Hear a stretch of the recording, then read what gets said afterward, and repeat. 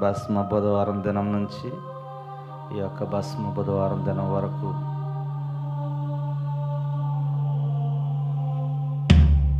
Sound వచ్చా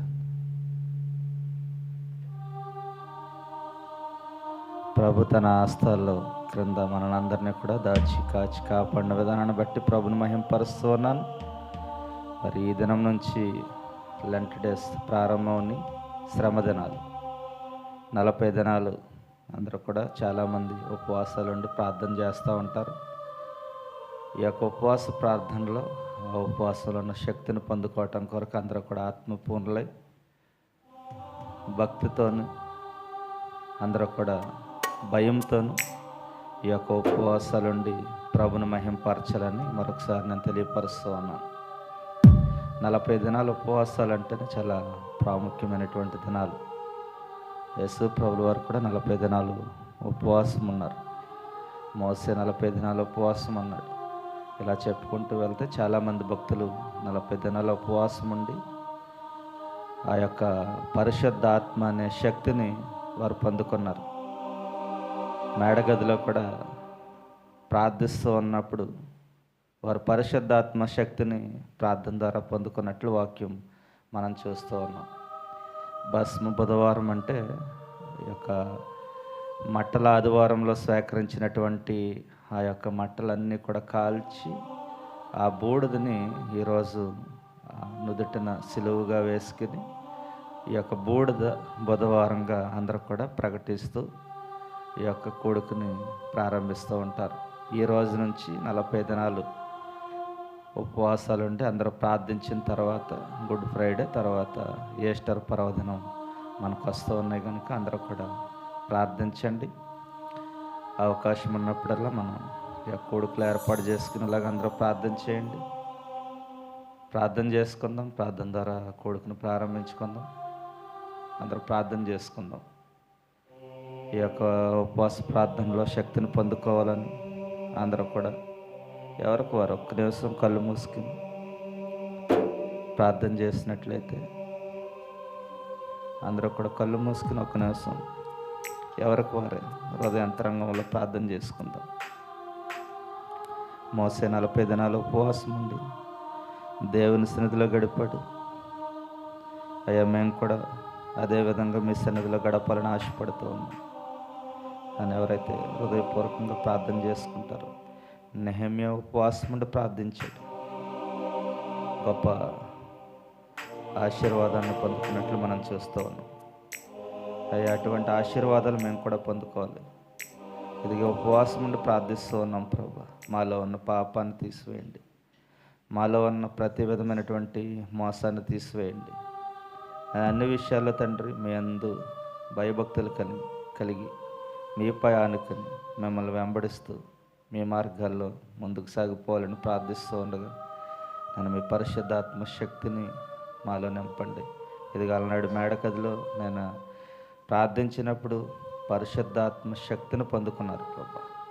అటువంటి పరిశుద్ధాత్మ శక్తిని మేము పొందుకోవాలని ఆశపడుతూ ఉన్నాం. నన్ను మీరు సహాయం దయచేయండి అని ఎవరొక వారి హృదయంలో ఒక్క నిమిషం ప్రార్థన చేసుకుందాం. ఇది గతించిన సంవత్సరం భస్మ బుధవారం నుంచి ఈ సంవత్సరం భస్మ బుధవారం వరకు మమ్మల్ని కాచి కాపాడారు. ఆయన కృపనంబడి కృపనిచ్చారు. మీ సజీవమైన రెక్కల నీడలో మమ్మల్ని సజీవులుగా ఉంచి ఇదిగో మరొక సంవత్సరంలో తండ్రి ప్రభా ఈ లెంట్ దినాల్లో మొదటి ఉపవాస కూడుకులో ప్రభా నన్ను ఆరాధించుకోవడానికి మీరు సహాయం చేశారు. ఈ సంవత్సర కాలంలో ఎంతో గనులైన వారు, పెద్దవారు, చిన్నవారు నేను ఈ లోకం విడిచి వెళ్ళినప్పటికీ మమ్మల్ని మాత్రం నాయన ప్రభా మీ సజీవమైన రెక్కల నీడలో కాచి కాపాడి ఈరోజు మరలా నీ సన్నిధిలో ఆరాధించుకునే భాగ్యాన్ని ఇచ్చినందుకు మీకు కృతజ్ఞతాస్తుతులు చెల్లిస్తూ ఉన్నాం. ఈ 40 దినాలు ప్రభా మీరు ఈ లోకంలో ఏ విధంగా శ్రమలు గుండా వెళ్ళారు, నన్ను ఎటువంటి బాధలను మీరు భరించారు అవన్నీ కూడా మేము జ్ఞాపకం చేసుకుంటూ పశ్చాత్తాపంతో ప్రభా శ్రమ దినాలంటేనే పశ్చాత్తాపంతో ఉండే దినాలు ప్రభా. ఇదిగో పశ్చాత్తాపంతో మేము కూడా ఈ యొక్క దినాలన్నీ కూడా పరిశుద్ధంగా పవిత్రంగా నేను మీలో ఆనందిస్తూ గడపడానికి సహాయం దయచేయండి. నేను అన్ని విషయాల్లో మీరు ఆదరించండి. ప్రార్థన చేసుకుందాం. మా సకల ఆశీర్వాదములకు కారణభూతుడైన ప్రియ పరలోకపు తండ్రి, నీ శ్రేష్టమైన ఘనమైన నామానికి స్తోత్రాలు చెల్లిస్తూ ఉన్నాం. ఇదిగో తండ్రి ప్రభా, నన్ను ఇదిగో ఈ యొక్క భస్మ బుధవారంలో చేరు ప్రభా. ఈ దినం నేను స్తుతిస్తూ ఉండగా, ఆరాధిస్తూ ఉండగా ప్రభా, ఈ భస్మ బుధవారంలో ఉన్నటువంటి పరమార్థాన్ని మేము తెలుసుకోవడానికి మీరు సహాయం దయచేయండి.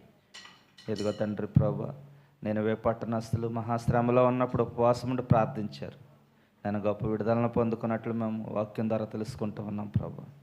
నేను ఇదిగో తండ్రి బంధకాల్లో ఉన్న వారికి విడుదల ప్రభా. నేను ఈరోజు ఎవరైతే బంధకాల్లో ఉన్నారో ప్రభా, నేను అపవిత్ర ఆత్మలు పట్టి పీడిస్తూ ఉన్నారు ప్రభా, అనారోగ్యంతో నేను బాధపడుతూ ఉన్నారు ప్రభా, నేను శోధనలో ఉండి నేను అనేకమైనటువంటి శ్రమల్లో వెళ్తూ ఉన్నారేమో ప్రభా. నేను మీరు జ్ఞాపకం చేసుకోండి. ఈ సమయంలో ప్రార్థిస్తూ ఉండగానే మీరు సహాయం దయచేయండి. మీ యొక్క పరిశుద్ధ ఆత్మతో ప్రతి ఒక్కరిని నింపండి ప్రభా.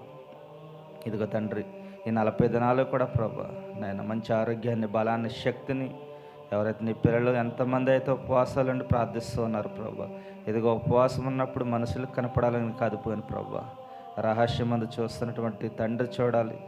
నేను తండ్రి ప్రతిఫలం ఇవ్వాలని అందరూ కూడా నేను ప్రభా భక్తితోనూ, భయంతోనూ, శ్రద్ధతోనూ తండ్రి ప్రభా ఈ యొక్క ఉపవాసాల దినాలన్నీ గడపడానికి మీరు సహాయం దయచేయండి. ఎటువంటి బలహీనతలు లేకుండా ప్రభా, ఎటువంటి అనారోగ్యాలు లేకుండా ప్రభా, నేను గొప్ప శక్తిని మీరు అనుగ్రహించండి. ఈ 40 దినాల ఉపవాసాలుండి ఏ విషయాల కొరకు ప్రార్థిస్తూ ఉన్నారో ఆ విషయాలన్నింటిలో మీరు తోడుగా ఉండి సఫలపరిచి గొప్ప ఆశీర్వాదాలు, విజయాల వరకు అనుగ్రహించమని ప్రార్థిస్తూ ఉన్నాను. మీ కృపను అనుగ్రహించండి ప్రభా. స్తోత్రాలు. ఈ సమయంలో తండ్రి ప్రభా, నేను ఇదిగో కొడుకుని మీ అస్సలకు అప్పగిస్తూ ఉన్నాను తండ్రి. నేను మీరు సహాయం దయచేయండి. ప్రారంభం నుంచి ఆఖరి వరకు మీరు తోడుగుండండి. వచ్చిన నీ పిల్లలందరినీ మీరు దీవించండి, ఆశీర్వదించండి. ఇదిగో తండ్రి ప్రభా, నేను ఇదిగో వాయిద్యాలు వాయిస్తున్నటువంటి నీ బిడ్డలను జ్ఞాపకం చేసుకోండి. ఇదిగో సన్నుబాబు తండ్రి ప్రభా ఏలి గాయంతో ఉన్నాడు ప్రభా. ఈ దినం ఇప్పుడు కుట్లు నేను తొలగించుకుని నీ సందుకొచ్చి అన్నాడు ప్రభా. నీకు స్తోత్రాలు. నేను సంపూర్ణ స్వస్థతను మీరు దయచేయండి. ఆ వేళ నార్మల్గా పనిచేయడానికి మీరు కృపను అనుగ్రహించమని ప్రార్థిస్తూ ఉన్నాను. ఇదిగో చంద్రపొలాన్ని బట్టి ప్రార్థిస్తూ ఉన్నాం. వారి సంపూర్ణ కుటుంబాన్ని మీరు దీవించండి. నీ పనులు ఇంకా బలంగా వాడబట్టడానికి సహాయం దయచేయమని ప్రార్థిస్తున్నాను. నీకు స్తోత్రాలు. ఈ దినం ఏ వర్తమానం ద్వారా నీ కుమారుడిని సిద్ధపరిచారో ప్రభా, ఏడంతల ఆత్మశక్తితో నింపి మాకు కావలసిన మాటలు నేను మీ బిడ్డ నోటి ద్వారా మీరు పలికించమని ప్రార్థిస్తున్నాను. నీకు స్తోత్రాలు. ఇదిగో ట్రాన్స్పోర్ట్ ఇచ్చినటువంటి నేను ఎప్పుడు కుమారుడిని జ్ఞాపకం చేసుకుని రవి గారు వారి కుటుంబాన్ని బట్టి స్తోత్రాలు చెల్లిస్తూ ఉన్నాం. ఇదిగో తండ్రి ప్రభా, నేను అన్ని విషయాల్లో మీ కృపను అనుగ్రహించమని ప్రార్థిస్తూ ఉన్నాం. ఇదిగో తండ్రి ప్రభా, నేను ఇదిగో తండ్రి వాళ్ళని బట్టి కూడా ప్రార్థిస్తూ ఉన్నాను. నూతన వాహనం కొనుగోలు చేసుకున్నారు, అందుని బట్టి స్తోత్రాలు. ఇదిగో వాహనం ద్వారా ఇస్తేందుకు ప్రభా ట్రాన్స్పోర్ట్ ఇస్తూ ఉండగా మీరు సహాయం దయచేయండి. పనులు కూడా దొరకటానికి మీరు కృపను అనుగ్రహించమని ప్రార్థిస్తూ ఉన్నాను. ఇదిగో జరంతా ఉన్నప్పటికీ ఈ దినం నీ సన్నిధిని విడవక తండ్రి ప్రభు నీ సందుకు వచ్చినారు ప్రభునికి స్తోత్రాలు. ఇదిగో ఉన్నటువంటి బలహీనతలన్నీ కూడా మీరు తీసివేయడానికి స్తోత్రాలు ప్రభు. నీలవేణి గారు ఇచ్చిన ప్రార్థన అవసరం పడే స్తోత్రాలు. ఆ బిడ్డకు, చిన్న బిడ్డకు మంచి ఆరోగ్యాన్ని మీరు దయచేసినందుకు మీకు స్తోత్రాలు చెల్లిస్తూ ఉన్నాం. ఇదిగో తండ్రి ప్రభు పుష్పతమ్మ గారి కుటుంబాన్ని బట్టి ప్రార్థిస్తూ ఉన్నాం. మా ప్రియ సహోదరి సునీత గారిని బట్టి ప్రార్థిస్తూ ఉన్నాం. వాళ్ళ నాన్నగారు ప్రభు ఐసీయూలో ఉండగా ప్రార్థించాం. మంచి ఆరోగ్యాన్ని, స్వస్థతని, విడుదలను ఇచ్చి నేను నార్మల్గా ఉంచినందుకు మీకు స్తోత్రాలు చెల్లిస్తూ ఉన్నాం ప్రభు. ఇదిగో తండ్రి ప్రభా, నేను అన్ని విషయాల్లోని కృపను అనుగ్రహించండి. ఇంకెవరైతే బలహీనంగా ఉన్నారో ప్రభా మీరు బలపరచండి. స్తోత్రాలు తండ్రి ప్రభా. ఇదిగో ఈ సమయంలో ప్రభా నేను జీవన కొరకు ప్రార్థిస్తూ ఉన్నాను. తమ్ముడు రేపు మెడికల్కి వెళ్తూ ఉన్నాడు ప్రభా. మెడికల్ అంతట్లో కూడా గొప్ప విజయాన్ని పొందుకోవడానికి మీరు సహాయం దయచేయండి. నీ చిత్తమైతే ఈ నెల 20వ తారీఖు వరకు ఈ దేశంలో ఉండాలని ఆశపడుతూ ఉండగా మీరు సహాయం దయచేయండి. ఇదిగో తండ్రి నీ పనిలో బలంగా వాడబట్టడానికి నీ కృపను అనుగ్రహించమని ప్రార్థిస్తూ ఉన్నాను. ఇంకా తండ్రి ప్రభు ఈ సమయంలో నీ పిల్లలు వచ్చి కోయిరవారి పాటలు పాడుచు ఉండగా మంచి స్వరాలు దయచేయండి. ఏక స్వరంతో పాటలు పాడే కృప దయచేయండి. నీకు స్తోత్రాలు ప్రభా. ఇదిగో తండ్రి ప్రార్థిస్తున్న వారిలో మీరు ఉండండి ప్రభా. ఈరోజు ప్రభా వాక్యం చెప్తున్న కుమారులో మీరు ఉండండి. ముగింపు మాటలు దేవుని ఆశీర్వాదాలతో మరలా మేము తిరిగి వెళ్ళడానికి మీరు సహాయం దయచేయమని మరొకసారి కొడుకుని మీ అస్సలకు అప్పగిస్తూ ఉన్నాం. ఈ దినం ఎక్కడైతే నీ కొడుకులు జరుగుతూ ఉన్నాయో ప్రభా, ప్రతి కొడుకులో మీరు తోడుగా ఉండండి. నీ పిల్లలకు తోడుగా ఉండండి. మీ దేవునిలో ఆశీర్వాదాలు ఒక నూతన తీర్మానంతో వారు తిరిగి వెళ్ళే కృపను అనుగ్రహించి మీ నామానికి మీరు మహిమ తెచ్చుకోమని యేసు నామములో ప్రార్థిస్తున్నాం తండ్రి. ఆమేన్. ఒక సమయంలో కోయిర్ వారు వచ్చి పాటలు పాడవలసిందిగా సమయాన్ని వరకు ఇస్తా ఉన్నాం. సిలువలో ఆ సిలువలను సాంగ్ పాడుకొని ఆయన నామాన్ని కనపడదాం.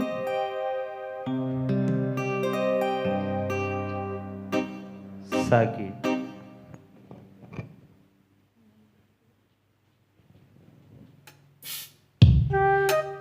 విని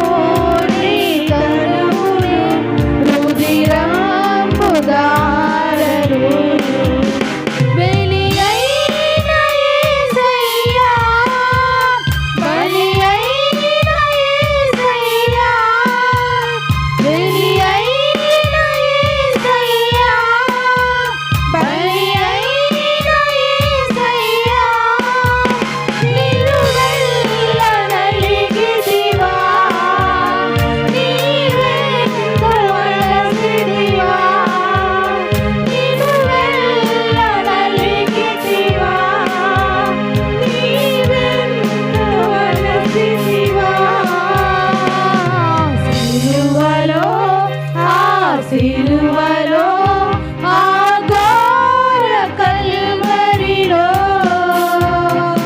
తులువల మధ్యలో వేలాడిన యేసయ్యా తులువల మధ్యలో వేలాడిన యేసయ్యా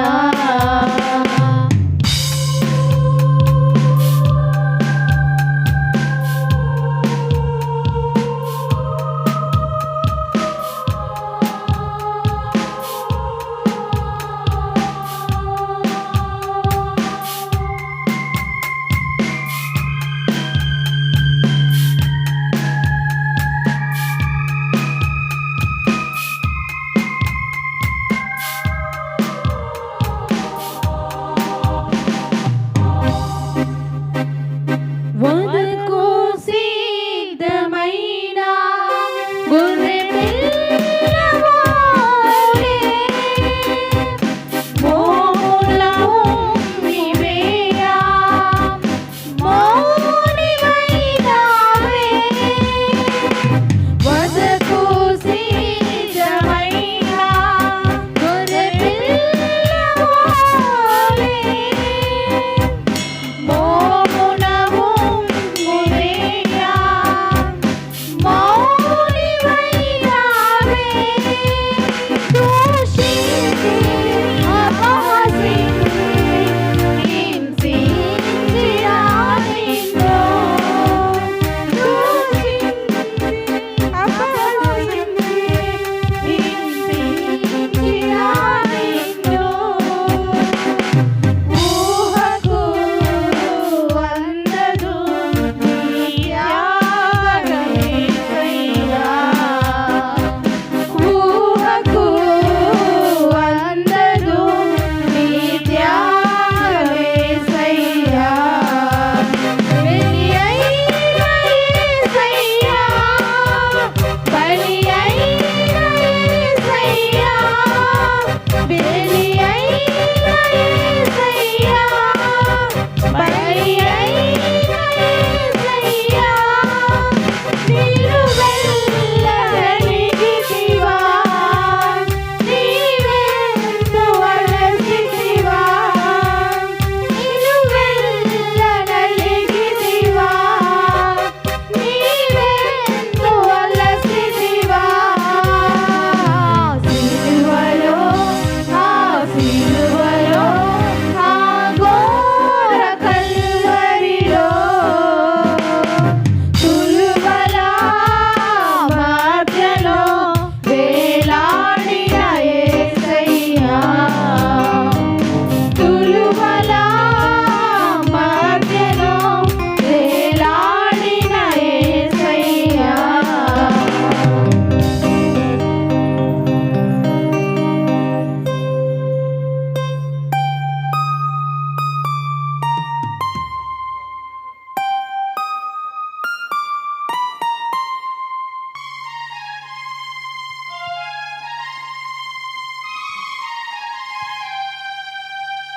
హల్లెలూయా.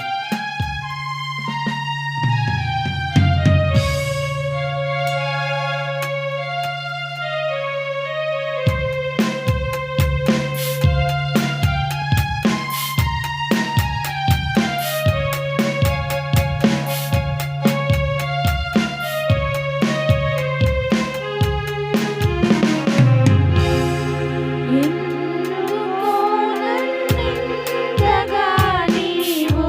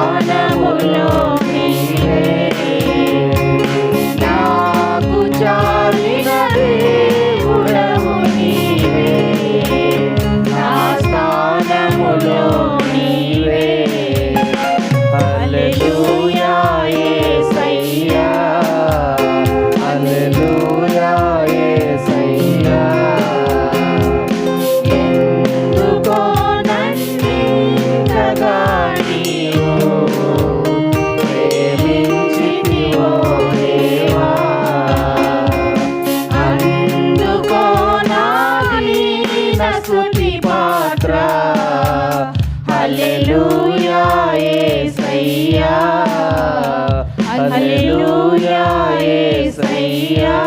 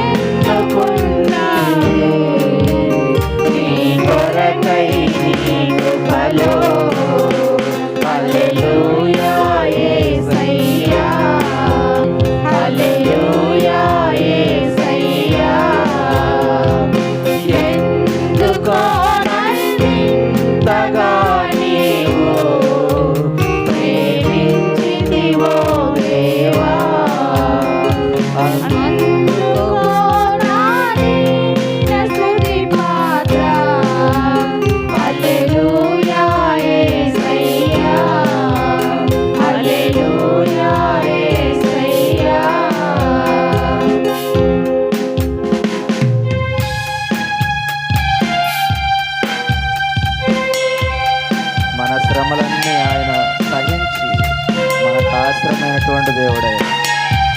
మన వ్యాధులు అన్ని భరించి మనల్ని ఆదుకున్నటువంటి దేవుడే.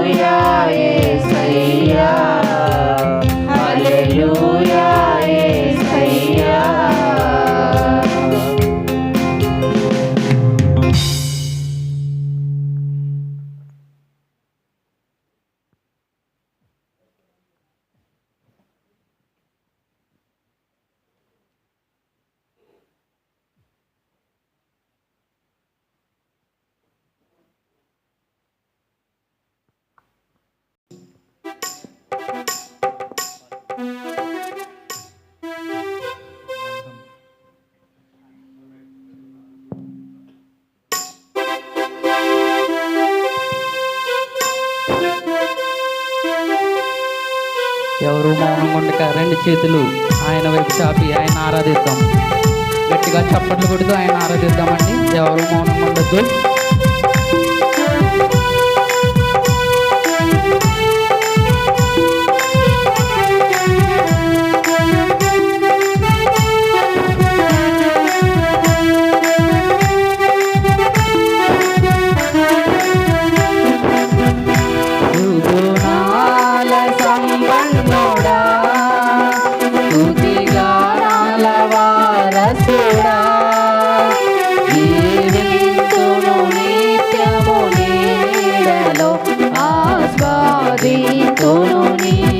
మాటల మకరందము దీవింతును నిత్యము నీ నీడలో ఆస్వాదింతును నీ మాటల మకరందము సుగుణాల సంపన్నుడా స్తుతిగానాల వారసుడా జీవింతును నిత్యము నీ నీడలో ఆస్వాదింతును నీ మాటల మకరందము సుగుణాల సంపన్నుడా. అందరూ చప్పట్లు కొడుతూ గట్టిగా చప్పట్లు కొడుతూ ఆయన ఆరాధిద్దాం. ఇదే మనకు అనుకూలమైన సమయం.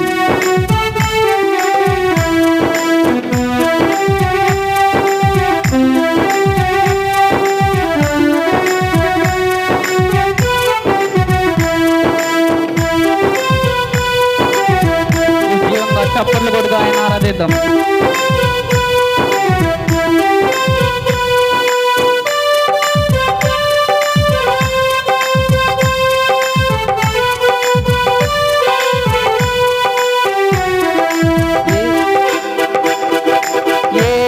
యేసయ్య నీతో జీవించగానే నా బ్రతుకు బ్రతుకుగా మారేనులే. అందరం చెప్తాం.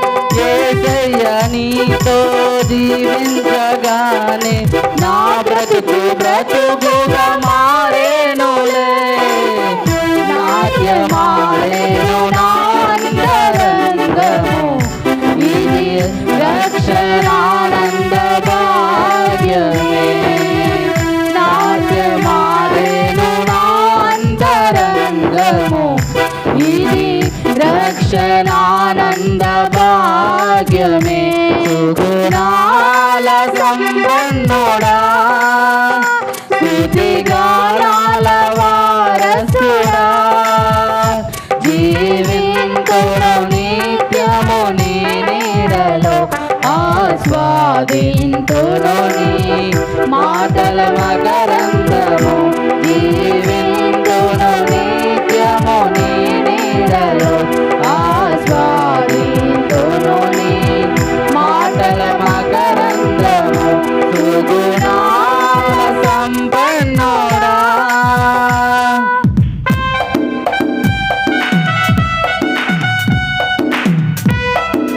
గట్టిగా చప్పట్లు కొడుతూ ఆయన మన కొరకు శిలువలో మరణించిన దేవుడు, మన పాపాలన్నీ కడగడం కొరకు మన కోసం దిగి వచ్చిన దేవుడు. ఆయన్నే ఆరాధిద్దాం మనం. కూడా చప్పట్లు కొడు.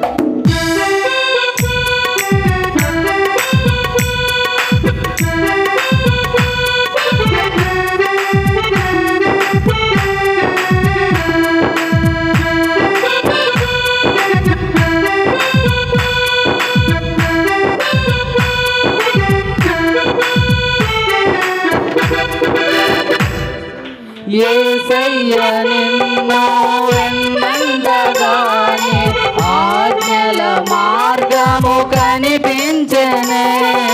యేసయ్య నిన్ను వెన్నంటగానే ఆజ్ఞల మార్గము కనిపించెనే. నీవు నన్ను నడిపించగలవు, నేను నడవవలసిన త్రోవలు. నీవు నన్ను నడిపించగలవు, నేను నడవవలసిన త్రోవలు. సుగుణాల సంపన్నుడా, స్తుతిగానాల వారసుడా, జీవింతును నిత్యము నీ నీడలో, ఆస్వాదింతును నీ మాటల మకరందము. జీవింతును నిత్యము నీ నీడలో, ఆస్వాదింతును నీ మాటల మకరందము. సుగుణాల సంపన్నుడా. గట్టిగా చప్పలు కొడుతూ ఆయన ఆరాధిద్దాం. ఎవరు మౌనం ఉండకుండా.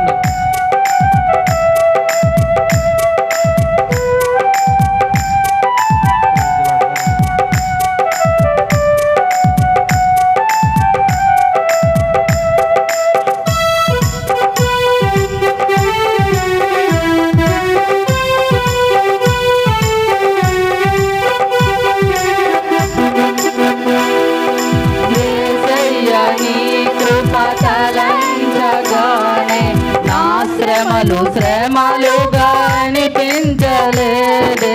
యేసయ్య నీ కృప తలంచగానే నా శ్రమలుగా అనిపించలేదే. నీవు నాకిచ్చే మహిమ ఎదుట ఇవి ఎన్నదగినవిగా. మరొకసారి చెప్తాం. నీవు నాకిచ్చే మహిమ ఎదుట ఇవి ఎన్నదగినవిగా. గుణాల సంపన్నుడా, స్తుతిగానాల వారసుడా, జీవింతును నిత్యము నీ నీడలో, ఆస్వాదింతును నీ మాటల మకర జీవింతును నిత్యము నీ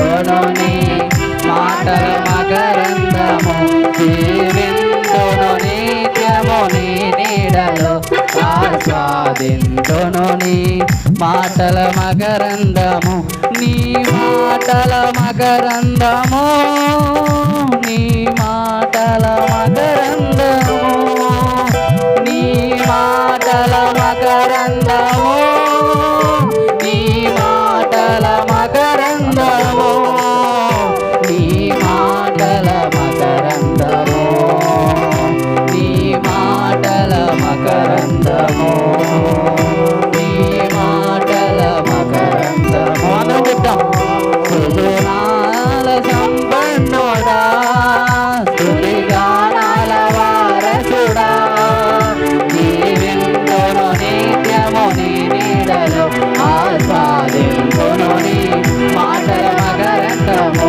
జీవింతును నిత్యము నీ నీడలో ఆస్వాదింతును నీ మాటల మకరందము జీవింతును నిత్యము నీ నీడలో ఆస్వాదింతును నీ మాటల మకరందము జీవింతును నిత్యము నీ నీడలో ఆస్వాదింతును నీ మాటల మకరందము సుగుణాల సంపన్నుడా స్తుతిగానాల వారసుడా జీవింతును నిత్యము నీ నీడలో ఆస్వాదింతును నీ మాటల మకరందము జీవింతును నిత్యము నీ నీడలో ఆస్వాదింతును నీ మాటల మకరందము నీ మాటల మకరందము నీ మాటల మకరందము నీ మాటల మకరందము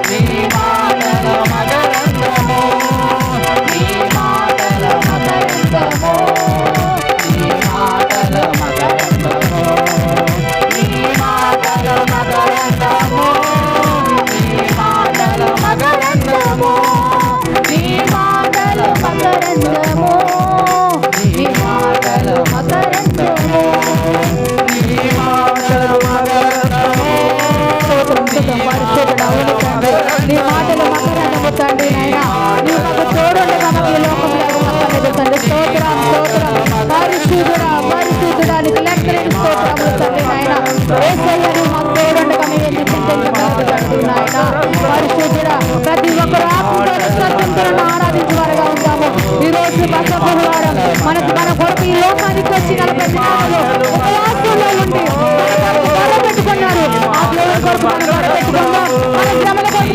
మనం పెట్టుకున్నాం తండ్రి మీరేమి చేసినా మీరేమి అని చెప్పి మన కొరకు ప్రార్థించున్నారు స్తోత్రం స్తోత్రం పరిశుద్ధుడా ఈ మాటల మకరంలో తండ్రి నాయన మీరు ఊహించుకుని ఒకటి తండ్రి స్తోత్రం పరిశుద్ధుడా మీ స్తోత్రం తండ్రి నాయన 40 దినములు మా కొరకు ఉపవాసం ఉండి నాయన మా కొరకు మా పాపముల కొరకు నాయన ప్రార్థించేది తండ్రి నాయన భూమి మీద 33 సంవత్సరాలు ఉండి శిలువలో మరణమయ్యి నాయన మా కొరకు శ్రమ పొందిన విధానం బట్టి కొందరం ఈ శ్రమ దినములో మేము తెలుసుకోవడానికి సహాయం చేయండి మా బ్రతుకులు కడుక్కోవడానికి సహాయం చేయండి మీతో మేము నడవడానికి సహాయం చేయండి మాతో మీరు నడవండి మాతో మీరు తోడండి మీరు తప్ప మాకు ఈ లోకంలో ఎవరు లేరు మీ ప్రతి ఒక్కరికి మోసపోయాము ఈ లోకం ఒక మాయని మేము నమ్ముకున్నాం తండ్రి నాయన ఈ లోకంలో ప్రేమించున్నాం మేము తండ్రి స్తోత్రం నాయన మా కొరకు రుసులులో నాయన 7 మాటల వరకు మరణించారు తండ్రి నాయన మీ రాజ్యంలో మమ్మల్ని చేర్చుకోరుచున్న తండ్రి స్తోత్రం స్తోత్రం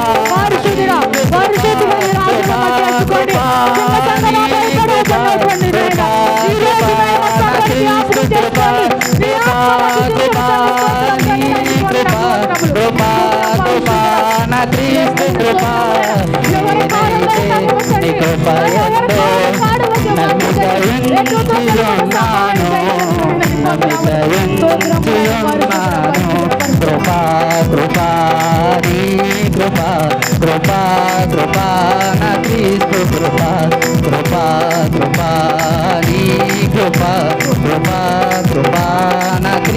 కృప నేనైతే నీ కృపయందు నమ్మికయున్నాను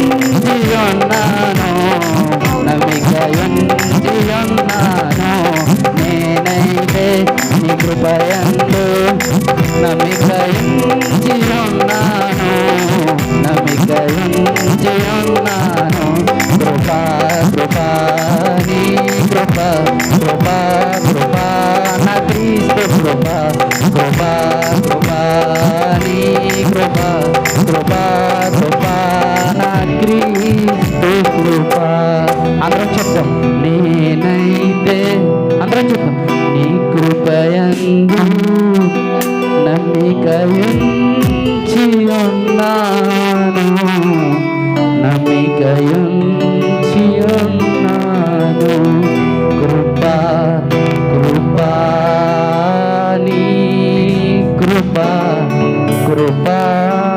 కృపా నా క్రీస్తు కృపా కృపా కృపా నీ కృపా కృపా కృపా నా క్రీస్తు కృపా నేనైతే నీ కృపయందు నమ్మికయుంచి ఉన్నాను నమ్మికయుంచి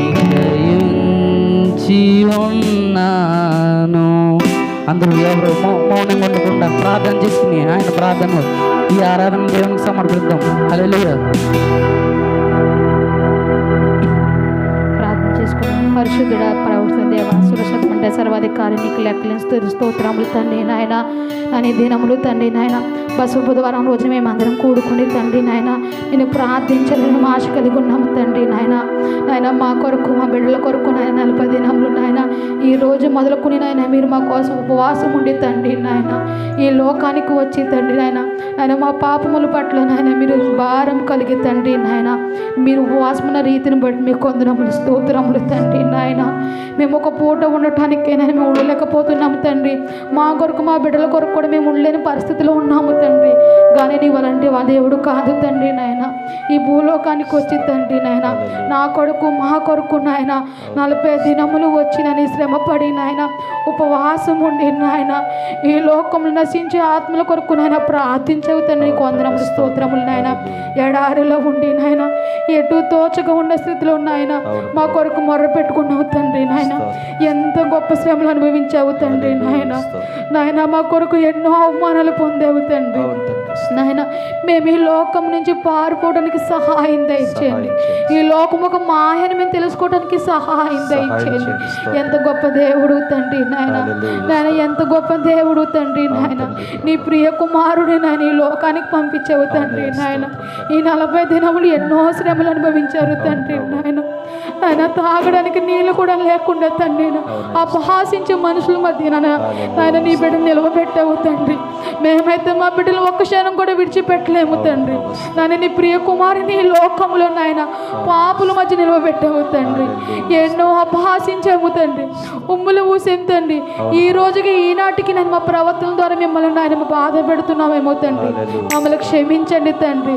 ఈ 40 దినం మేము ఉపవాసం ఉంటామని కాకుండా నాయన మమ్మల్ని మేము కడుక్కోవడానికి సహాయం తెచ్చేయండి నాయన. మీరు ఏ రీతిగా అయితే మా కొరకు మొర్ర పెట్టుకున్నారో తండ్రి ఎడారిలో నాయన ఆ రీతికి మేము గాయకోవడానికి సహాయం తెచ్చేయండి నాయన. ఎవరికాలి మీ కొరకు ఉపవాసం ఉంటున్నామని చెప్పుకుంటున్నామేమో తండ్రి నాయన. మేము మా బతుకులు మారడానికి మేము ఉపవాసం ఉండడానికి సహాయం దయచేయండి నాయన. నీ కొరకు జీవించే కృపను దయచేయండి నాయన. మా చిన్ని సంఘానికి జ్ఞాపకం చేసుకోండి.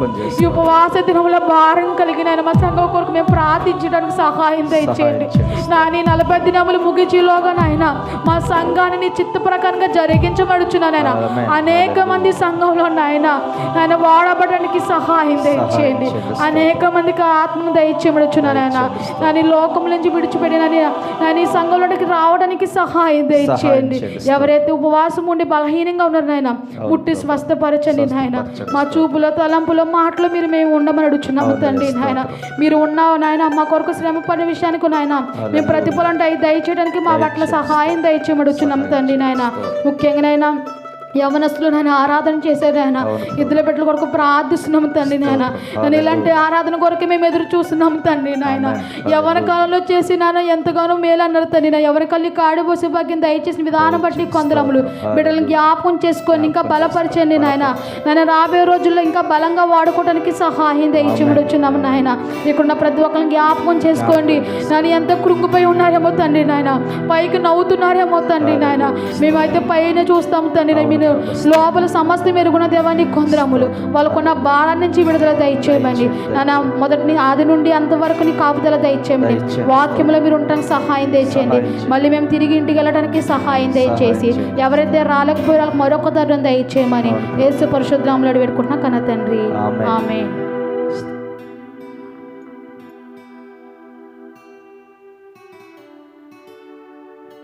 హల్లెలూయా. అంతవరకు కూడా మరి చక్కని పాటల ద్వారా ఆరాధన ద్వారా ప్రభునామాన్ని మహింపరిచిన విధానానికి ప్రభుని స్తుతిస్తూ ఉన్నాను.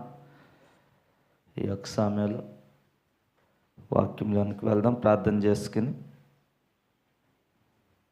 ఆసక్తి కలిగిన వారు ఎవరైనా ఒకరు వచ్చి ప్రార్థన చేయవలసిందిగా కోరుచూ ఉన్నాను.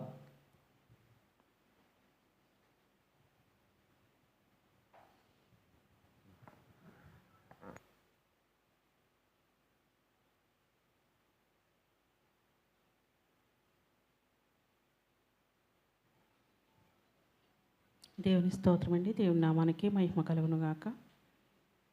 ఇక్కడ కూడి ఉన్న ప్రతి ఒక్కరికైనా ప్రత్యేకమైన వందనాలండి. మరి అలాగే దాసులకు కూడా నా ప్రత్యేకమైన వందనాలు. మరి ముఖ్యంగా మన దేవతి దేవునికి వేలాది స్తుతులు, స్తోత్రములు, మహిమ ఘనత ప్రభావం యుగ యుగములు ఆయనకి మాత్రమే చెల్లును గాక. చిన్న ప్రార్థన చేసుకుందాం. మహాపరిశుద్ధుడా మా యేసయ్య, నీ పరిశుద్ధ పాదాలకు వందనాలు నాయన. నీ ప్రేమను బట్టి వందనాలు, నీ కృపను బట్టి స్తుతులు, స్తోత్రములు నాయన. మమ్మల్ని మానక నిత్యము అనుదినం ప్రేమిస్తున్న మీ దయగల నామను బట్టి, కృపగల నామను బట్టి నీకే వందనాలు, స్తోత్రములు చెల్లించుకుంటున్నాం తండ్రి.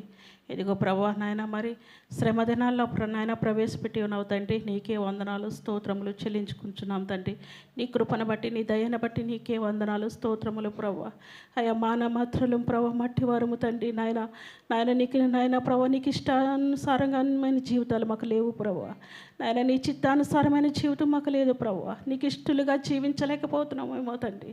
నాయన ప్రభా, నీకు అంగీకారంగా మేము జీవించలేకపోతున్నామేమో తండ్రి. నీ నామానికి మహిమకరంగా మేము జీవించలేకపోతున్నామేమో తండ్రి. అయా దయతో మమ్మల్ని క్షమించండి దేవా. అయా నీ సన్నిధిలోనైనా నీ పాదాలు పట్టుకొని బ్రతిమలాడుకొనిచున్నాం తండ్రి. అయా మమ్మను క్షమించండి, నన్ను క్షమించండి దేవా. నీకే వందనాలు, స్తోత్రములు నాయన. నీకే వేలాది వందనాలు, స్తోత్రములు నాయన. నీవైతే ప్రభా మా కొరకు నాయన ఆ కలువరి శిలువలో సిలువమానపై వేలాడుచు ఆ రుదర దారులను కార్చిన మా తండ్రి, నీకే వందనాలు, స్తోత్రములు ప్రభా. మా కొరకు నాయన నీకు సొగసైన స్వరూపమైన లేదు ప్రభా. అయా 10,000 అతి సుందరుడు తండ్రి నాయన. మా కొరకు వ్యసన క్రాంతుడిగాను, వ్యాధిని అనుభవించేవాడుగాను నాయన, మనుషులు చూడనల్లని వాడిగాను నాయన, రిక్తుడిగా మిగిలి ఉన్నావు తండ్రి నాయన. నీకే వందనాలు, స్తోత్రములు నాయన. ఆయన నీ నాయన నీవు చేసిన మేళ్ళను బట్టి, నీవు చేసిన ఉపకారాలను ప్రభా నేను ఎట్లా వర్ణించగలను ప్రభా. నాయన ఏమని పగడగలను ప్రభా. అయా నీకే వందనాలు, స్తోత్రములు నాయన. నాయన ఈ లోకంలో మా కొరకు ఎవ్వరూ ఏమీ చేయలేదు కానీ ప్రభా, నీవైతే ప్రభా మా కొరకు ప్రాణాన్ని త్యాగం చేసిన త్యాగమూర్తి నాయన. నీ త్యాగానికి ఎట్లా వెలకట్టగలుగుతాం ప్రభా. అయా నీకే వందనాలు, స్తోత్రములు చెల్లించుకునిచున్నాం తండ్రి. ఇదిగో ప్రభా నాయన ప్రభా, పాటల ద్వారా నీ నామాన్ని మహిమపరిచినాం దేవా. నాయన ఆరాధన ద్వారా ప్రభా నీ నామాన్ని గణపరిచినాం తండ్రి. అయా నీ సన్నిధి ఇక్కడ ఉంచిన దేవా, నీకే వందనాలు, స్తోత్రములు ప్రభా. ఇదిగో నాయన ప్రాముఖ్యమైన సమయానికి వెళ్ళిచుండగా, వాక్య పరిచర్లోకి వెళ్ళిచుండగా మీరే తోడుగుండండి ప్రభా. అయా నాయన నిలబెట్టిన బిడ్డని నీ కృపతో నాయన నీ 7 అంతల ఆత్మతో ఎత్తి పట్టుకోండి ప్రభా. ఆ బిడ్డను మరుగు చేసి మీరు మాత్రమే మాట్లాడండి ప్రభా. మీ స్వరాన్ని వినిపించండి ప్రభా. మా హృదయాలు తెరవండి ప్రభా. మీ హృదయాలు తెరవండి, దానిని నేను బాగుగా నింపేదనని సెలవిచ్చిన దేవా. నాయన ప్రభా, మా హృదయాలను తెరుచుకొని నీ వాక్యంతో మేము నింపబడుటకు సహాయం దయచేయండి. విత్తబడిన వాక్యానికి నీరు కట్టండి, ఫలింపు చేయండి నాయన. నీటి వారనకు నాటబడిన చెట్టు వల్ల ఆకు వాడక తన కాలమందు ఫలమిచ్చి చెట్టు వల్ల మేము ఉండుటకు సహాయం దయచేయండి. కృపతో జ్ఞాపకం చేసుకోండి ప్రభా. వాక్యానుసారమైన జీవితాలు మాకు అందరికీ దయచేయమని, అయ్యా నిలబడ్డ బిడ్డను నాయన నీ కృపతో జ్ఞాపకము చేసుకోమని, లోతైన మర్మాలతో నాయన ప్రభా బిడ్డ బోధించుటకు సహాయం దయచేయమని, నీ కృపతో జ్ఞాపకము చేసుకోమని, అవి కొద్ది ప్రార్థన ఇచ్చిన ప్రార్థన మీ పాద సన్నిధికి చేర్చుకోమని, అతి త్వరలో రాని యేసయ్య పుణ్య పాదాలు పట్టుకుని బ్రతిమలాడి వేడుకునిచున్నాం తండ్రి. ఆమేన్.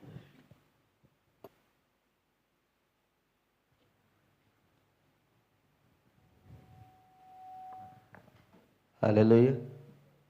ఈ సమయంలో మరి వాక్యానికి సమయం, అందరూ కూడా నిశ్శబ్దంగా ఫోన్లు సైలెంట్లో పెట్టుకుని చక్కగా దేవుని మాటలు వినాలని మరొకసారి మీకు తెలియపరుస్తున్నాం. 9:30 వరకు దేవుని యొక్క మాటలను మనం విందాం. మన మధ్యలో అన్ని చంద్రపల్లి గారు ఉన్నారు. ఈ సమయాన్ని అన్నికిస్తూ ఉన్నాను.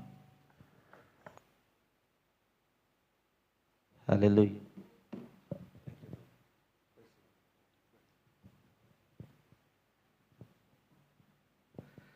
దేవునికి మహిమ కలుగును గాక. ఈ దినాలను ఆచరించే మొట్టమొదటి రోజుగా భస్మ బుధవారం కూడికకు వచ్చిన మీ అందరిని బట్టి దేవునికి స్తోత్రాలు చెల్లించుకుంటూ, కూడి వచ్చిన మీకు అందరికీ పేరు పేరు చొప్పున వందనాలు తెలియజేసుకుంటూ ఉన్నాను. ఈవేళ ఇప్పుడు చక్కటి ఆరాధన యవనస్తులు చేస్తూ ఉంటే ఇది నాకు ఈ శ్రమ దినాల కూడిక లేకపోతే యవనస్తుల కూడిక అన్నది కన్ఫ్యూజన్లో ఉన్నది నేను ఇప్పుడు. సో చాలా సంతోషమైనటువంటి దినాలు ఇవి. ఇంకాను కొంచెం రీసౌండ్ తగ్గించి బాబు. అరే రీసౌండ్ వస్తుంది, దూరం పెట్టుకుంటాను.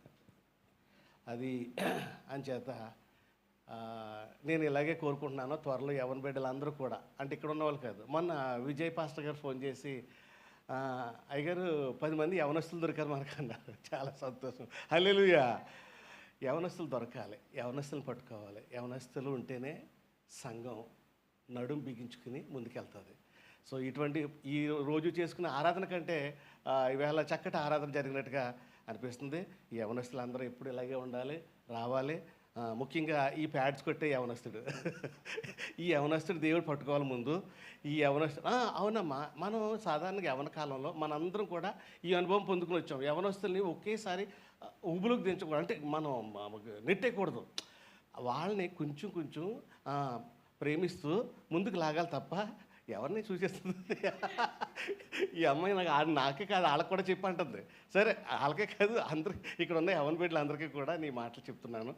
ఓకే, దేవుడు ఈ యవన బిడ్డలందరినీ దీవించి మళ్ళీ ఇలాంటి చక్కటి ఆరాధన చెయ్యాలని, వీలైతే బాబు కూడా వస్తే బాగుంటుంది. ఒక యవన బిడ్డ ముందడుగేస్తే అతనితో పాటు ఒకళ్ళిద్దరు అవసరం ఉంటారు. అందరికీ ఈవేళ కొంచెం ఉత్సాహంగాను ఉజ్జీవంగాను కనిపించింది. అయితే ఈవేళ చంద్రపొలానికి ఇచ్చారు అని అనగానే ఇవ్వ బుర్ర తినేతాడు వేయాలనుకుంటున్నారా? లేదా, అంత ఎక్కువగా డీప్గా వెళ్ళను. ఏ సందర్భానికి అంటే ఇప్పుడు ఆత్మీయ ఆహారమైనా శరీరాహారమైనా ఎంత తినగలిగితే అంతే పెట్టాలి, మించి పెట్టకూడదు, మించి ఇవ్వకూడదు కూడాను. ఎవరైనా నేనవని, నా ప్రియ సహోదరుడు రాజ్ కుమార్ గారు అవని, అంటే మీరు తినలేనంత కూడా మేము పెట్టకూడదు, తినగలిగినంత ఇంకా తినాలి అని అనిపించేలాగా ఉండాలి. అప్పుడైతేనే ఇటు పెళ్ళికాడికి వెళ్ళారనుకోండి, అక్కడ బాగుంటుంది కాబట్టి కొంచెం కొంచెం వెయ్యిరా అంటారు, అక్కడ తినాలనిపిస్తుంది. అదే మామూలుగా ఏదో దినం కూడుక అక్కడికి వెళ్ళారనుకోండి, ఏదో ముద్ద తినేపోతారు అని అనుకుంటారు.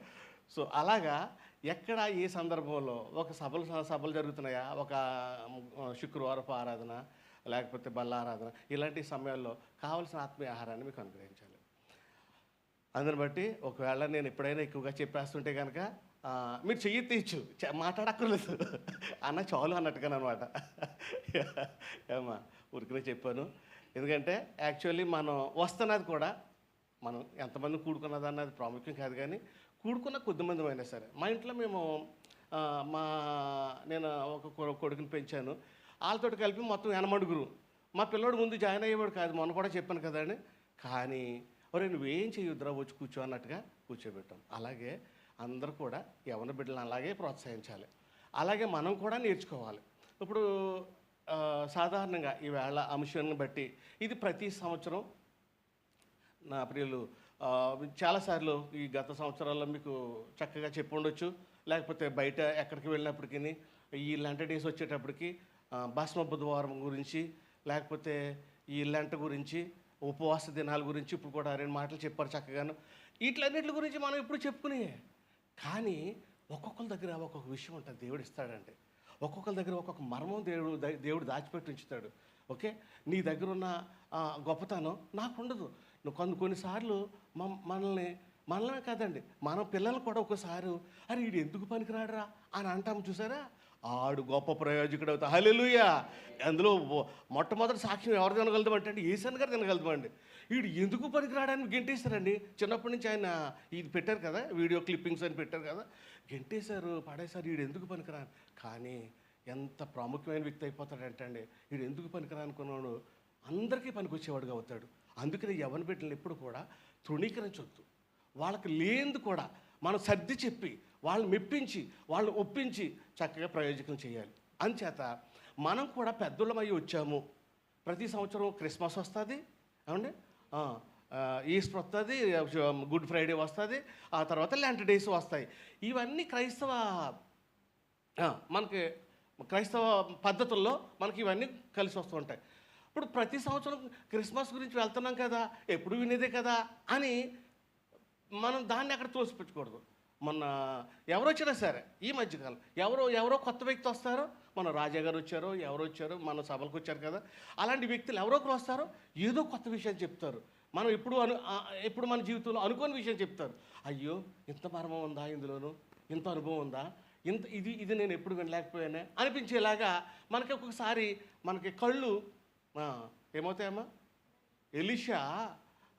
ఎలీషా చెప్తున్నాడు మనల్ని కాపాడటానికి దేవుడు చూడవా, అతని శిష్యుడితో చెప్తున్నాడు, చూడు మన వెనకాల ఎంత సైన్యం ఉందో, ఎంత సైన్యం ఉందమ్మా. బైబిల్లో చెప్పడం 30,000 సైన్యం ఉంటే ఆ వ్యక్తికి కనపడతలేదు. అయ్యో ప్రభువా, రాజుగారు, ఎలీషా గారు మనం చంపేటే వాళ్ళు వస్తున్నారండి, మనం ఏం చేద్దాం, పారిపోదామా అంటుంటే ఆయన అంటాడు, నీ నేత్రాలు మనోనేత్రాలు తెరవబడలేదు కాబట్టి నువ్వు చూడలేకపోతున్నావు. అలాగా మన మనోనేత్రాలు పిల్లలు ఎప్పుడు పట్టుపడతారో, ఎవరికి ఎప్పుడు పట్టుపడతారంటే, ఎన్ని వేల మందిని చంపేసిన తర్వాత ఎప్పుడు పట్టుపడ్డాడండి పౌలుగా మారాడు.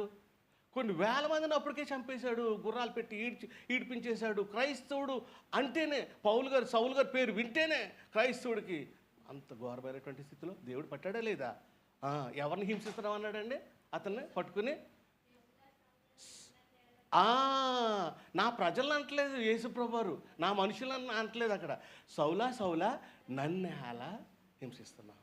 సో కొన్నిసార్లు ఈ మధ్యకాలంలో ఒక యవనస్తుడు క్లిప్పింగ్ చూసారా, మొన్నటిదాకా మన క్రీస్తుని భయంకరంగా దూషించినటువంటి ఆ సహోదరుడు మళ్ళీ దేవుడు మాట్లాడాడని తనకు తానే ఖచ్చితంగా మాట్లాడతాడండి. ఎవరి బిడ్డలతోటి ఏదో ఒక రోజు మాట్లాడతాడు, ఏదో ఒక రోజు బలపరుస్తాడు. అందుకనే ఆ బిడ్డల కొరకు మనం మోకరించి పెద్దవాళ్ళమైన మనము ప్రార్థన చేయటం మానవద్దు. ఇది నాకు చాలా ఇష్టమైనటువంటి మాట. మా అమ్మమ్మ మోకరించి ప్రార్థన చేస్తుంటే నా కాళ్ళకాడు ఉండేది.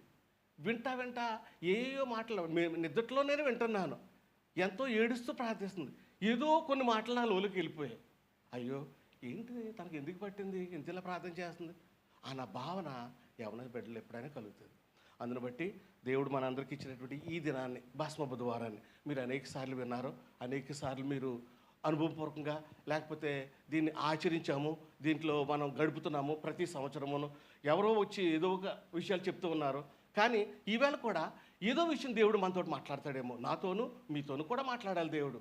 ఓకే, నేను ఒక్కడే చెప్తున్నాను అనుకోకూడదు. నేను చెప్పేవాడిని కూడా నేను దేవుని మాట నాకు రావాలండి, నా నోటికి రావాలి అని అంటే నేను కూడా దేవుని కొరక ఎదురు చూడాలి.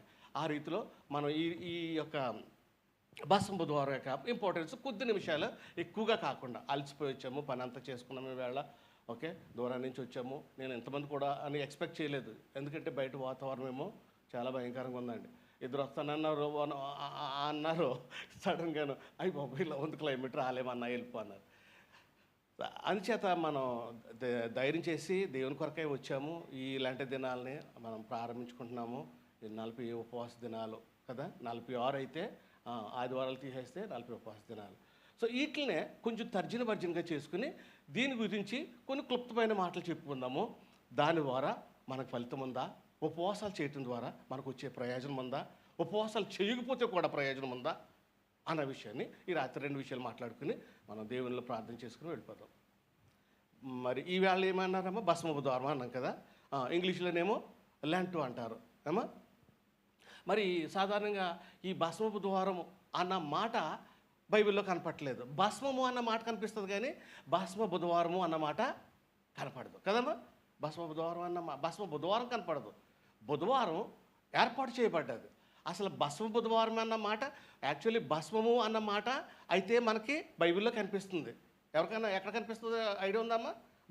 భస్మము అన్నమాట, భస్మ బుధవారం తీసేయండి, భస్మము అన్నమాట ఎక్కడైనా కనిపిస్తుంది ఎరుగుదరా? ఎక్కడ కనిపిస్తుంది అంటే నేనే చెప్తున్నాను, సంఖ్యాకాండంలో కనిపిస్తుంది కదమ్మా. ఒకసారి ఆ వచనాలు చదివేసుకుందామా. సంఖ్యాకాండము ఎన్నో అధ్యాయమమ్మా, అవి ముందు చదువుకుంటే మనకు క్లారిటీ ఉంటుంది కొంతవరకును. ఓకే, సంఖ్యాకాండము ఎన్నో అధ్యాయమమ్మా, ఎన్నో అధ్యాయంలో ఉంటుంది? 19వ అధ్యాయం తీయండి. 19వ అధ్యాయం తీసి నేను కూడా మీతో పాటు సంఖ్యాకాండము ఇది చదువుకున్న తర్వాత మనకు కొంచెం క్లారిటీ వస్తే ఒక 2 విషయాలు మీతోటి చెప్పి సంఖ్యాకాండము ఎన్నో అధ్యాయం అన్నామా? 19వ అధ్యాయము. ఓకే, ఎన్నో వచనం నుంచి చదువుతాం, కనపడుతుందేమో చూడండి ఎక్కడన్నాను. ఓకే, 9వ వచనం చదువుకుందామా? 9వ వచనం ఎవరన్నా ఒకరు గట్టిగా చదవాలంటే 9వ వచనం ఒకరు చదవండి. చదువుతారమ్మా చక్కగా. 9, 10, 17వ వచనం కూడా చదువుకుందాం. అంటే దీంట్లో ఉన్న విషయాలంతా నేను చెప్తానులే మళ్ళీ క్లియర్గా. 9వ వచనం చదవండి. నేను చదవనా లేకపోతే ఎవరికన్నా ఇంట్రెస్ట్గా చదవాలి. కనపడతలేదు కదమ్మా కొంతమందికి, కళ్ళదో లేవేమో. రైట్, ఎవరు చదువుతారు? చదవండి ఒకసారి. చదవగలిగితే సంతోషం. యవనస్తులు కూడా చదవాలమ్మా ఎవరైనా సరే. అలాగే మీకు కళ్ళద్దలు కావాలా? లేదు, నేనే చదువుతున్నా చూడండి. మరియు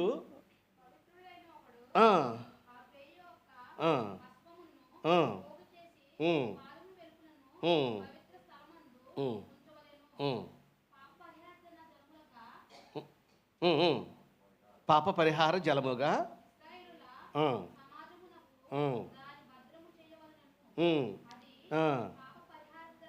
వెరీ గుడ్.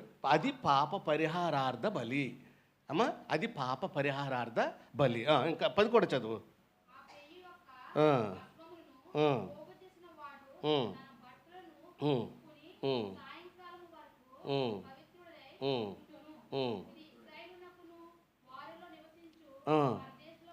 నిత్యమైన కట్టడా.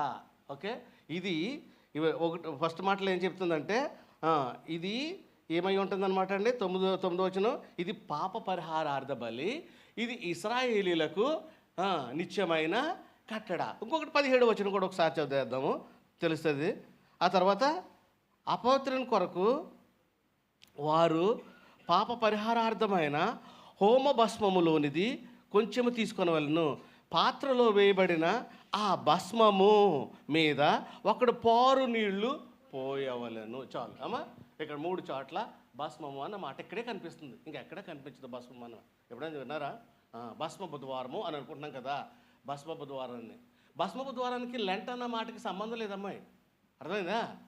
జాగ్రత్తగా ఆలోచిస్తే లెంట్ అన్న మాటకి అర్థం వేరు, ఈ భస్మ బుధవారం వదిలేయండి, భస్మము అన్న మాటకి పరమార్థం వేరు, అర్థం కూడా కాదు, ఇది పరమార్థం వేరు. అర్థమైందండి? సో అంచేత ఇది యాక్చువల్లీ ఏమైందంటే ఇది నిత్యమైన ఇశ్రాయేలీలకు ఇది నిత్యమైన కట్టడ. ఈ భస్మం గురించి ఇక్కడ ఈ చదివిన వచనాల్లో ఏం కనపడుతుంది? భస్మం గురించి, ఈ భస్మం గురించి ఏం కనపడుతుంది అంటే అండి, పాప పరిహారార్థ బలి కనపడుతుంది. అంటే ప్రాయశ్చిత్త బలి, నీకు ప్రాయశ్చిత్తం. ఏమా ఇక్కడ కాదు మనకి, ఇది ఏ కాలం నాటిది? ఇది ఇశ్రాయేలీల కాలం నాటిది. మరి ఇప్పుడు మన వాళ్ళందరూ ఒకవేళ అడిగేది ఏంటంటే, ఇది పాత నిబంధన కదా సార్, ఇశ్రాయేలీలు ఆచరించిన ఆచారం కదా, ఇది ఇప్పుడెందుకు మనకిది అని అంటున్నారనమాట. ఇది ఇప్పుడెందుకు?